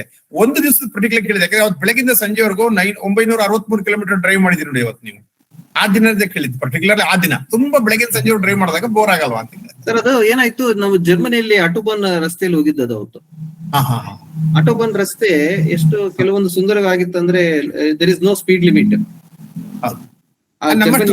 ಅದೊಂದು ಒಳ್ಳೇದು, ಅಲ್ಲಿ ಟ್ರಾಫಿಕ್ ಇಷ್ಟ ಇರಲ್ಲ. ನಮ್ ತರ ಟ್ರಾಫಿಕ್ ಇರುತ್ತೆ, ಬಟ್ ಏನು ಆಟೋಬಾನ್ ಓಕೆ ಫ್ರೀ, ಎಷ್ಟಾದ್ರೂ ಸ್ಪೀಡ್ ಇರುತ್ತೆ, ಎಷ್ಟಾದ್ರೂ ಓಡಿಸಬಹುದು ಅನ್ನೋದು ಒಂದ್ ಇದ್ರೂನು ನಾವು ತುಂಬಾ ಜಾಗರೂಕರಾಗಿರ್ಬೇಕು. ಯಾಕಂದ್ರೆ ನಮಗೆ ಅಲ್ಲಿ ಓವರ್ಟೇಕ್ ಮಾಡೋದು ನಮ್ಮ ಲೆಫ್ಟ್ ಕಡೆಯಿಂದ. ನಾವು ಲೆಫ್ಟ್ ಅಲ್ಲಿ ಇರ್ತೀವಿ, ಲೆಫ್ಟ್ ಅಲ್ಲಿ ಒಂದು 3 ಲೇನ್ ಇದ್ರೆ ನಾವು ಸ್ಲೋಯೆಸ್ಟ್ ಇರೋದು ಎಂಡ್ ರೈಟ್ ಮೋಸ್ಟ್ ಇರ್ಬೇಕು. ಓವರ್ಟೇಕ್ ಮಾಡೋರು ಲೆಫ್ಟ್ ಮೋಸ್ಟ್ ಲೇನ್ ಅಲ್ಲಿ ಬರ್ತಾರೆ. ಅವ್ರು ಎಷ್ಟು ಸ್ಪೀಡ್ ಅಲ್ಲಿ ಇರ್ತಾರೆ ಅಂದ್ರೆ, ನಾವೊಂದು 100 ಕಿಲೋಮೀಟರ್ ಹೋಗ್ತಾ ಇದೀವಿ ಅಂದ್ರೆ ಅವ್ರು 200 ಮೇಲೆ ಇರ್ತಾರೆ. 200 ಮೇಲಿರ್ತಾರೆ. ಅವರು ನಮ್ಮ ಕಾರನ್ನ ಓವರ್ಟೇಕ್ ಮಾಡ್ಬೇಕಾದ್ರೆ ಹೆಂಗಾಗುತ್ತೆ ಅಂದ್ರೆ ಕೆಲವೊಂದ್ಸಲ ಮುಂದ್ಗಡೆಯಿಂದ ಯಾರೋ ಹೋಗುದ್ರೇನೋ ಅನ್ನೋ ರೀತಿಯಲ್ಲಿ ಹಿಂಗ್ ಹೋಗ್ತಿರ್ತಾರೆ. ಎಲ್ಲ ಸೂಪರ್ ಕಾರ್ಸ್ ಅಲ್ಲಿ ಹೋಗ್ತಾ ಎಲ್ಲ ಇರ್ತಾರೆ ಸೂಪರ್ ಸಲ ಕಾರ್ಸ್ ಸರ್ ಅಲ್ಲಿ.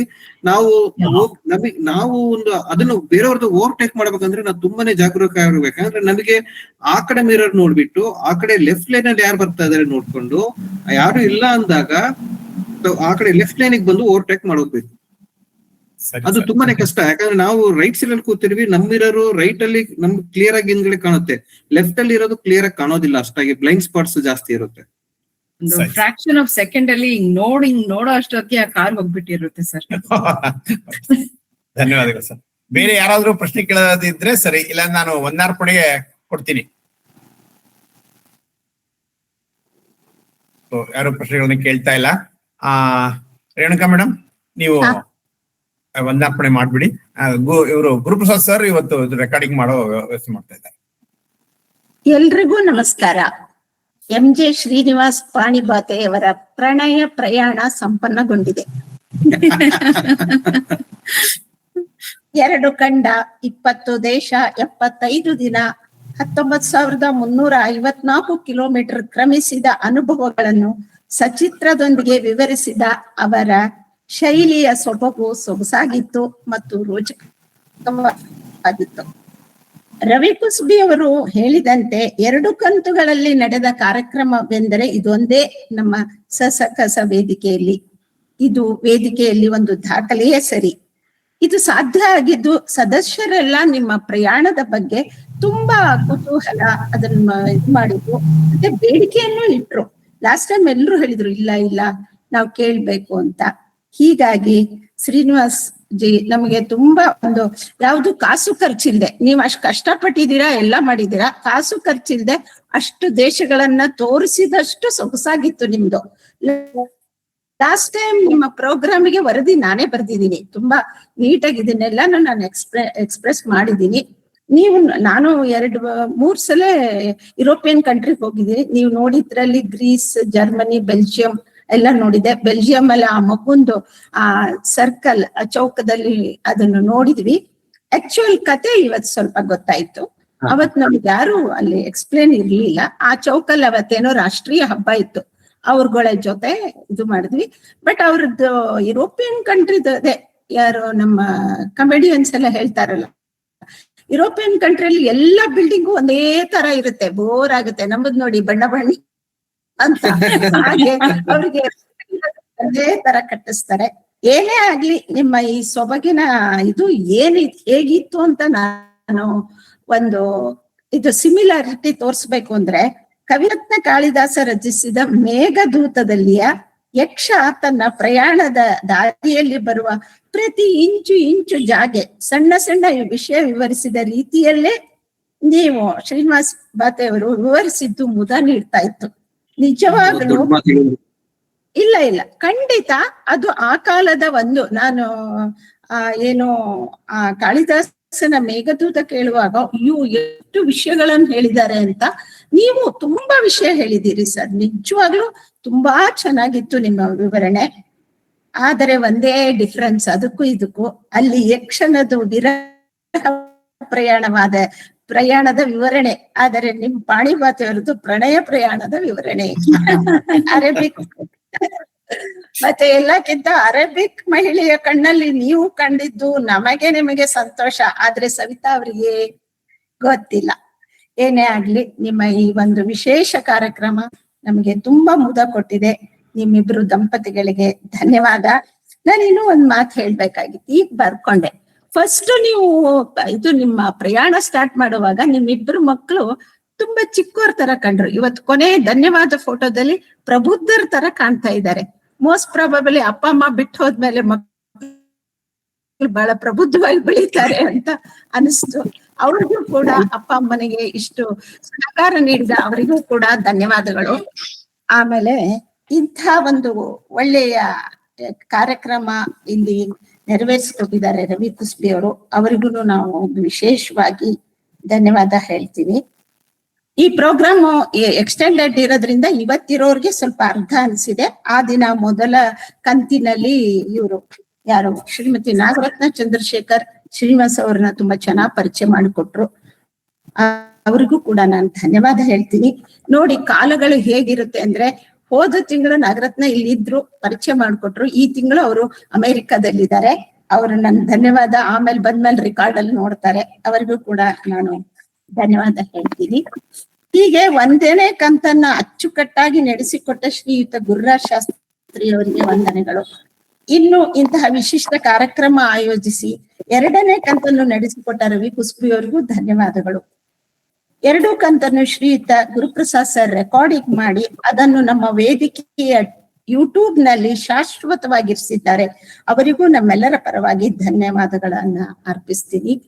ಇದೊಂದು ಸೊಗಸಾದ ಕಾರ್ಯಕ್ರಮ. ಮತ್ತೆ ಖಂಡಿತ ನಿಮ್ಮ ಮರುಮುದ್ರಣದಲ್ಲಿ ನೀವು ಕವಿರತ್ನ ಕಾಳಿದಾಸನ ಮೇಘದೂತಕ್ಕೆ ಹೀಗೊಬ್ರು ಹೋಲಿಸಿದ್ರು ಅಂತ ಖಂಡಿತ ಬರ್ಕೋಬಹುದು ಸರ್. ವಿವರಣೆ ತುಂಬಾ ಚೆನ್ನಾಗಿದೆ. ಅದಕ್ಕೆ ತುಂಬಾ ಧನ್ಯವಾದಗಳು. ಮತ್ತೊಮ್ಮೆ ಮತ್ತೆ ಧನ್ಯವಾದ ಹೇಳ್ತಾ ಇಂದಿನ ನನ್ನ ವಂದನಾರ್ಪಣೆ ಕಾರ್ಯಕ್ರಮ ಮುಗಿಸ್ತೀನಿ. ಎಲ್ಲರಿಗೂ ಈ ಭಾಗವಹಿಸುವ ಎಲ್ಲ ಸದಸ್ಯರಿಗೂ ಧನ್ಯವಾದಗಳು.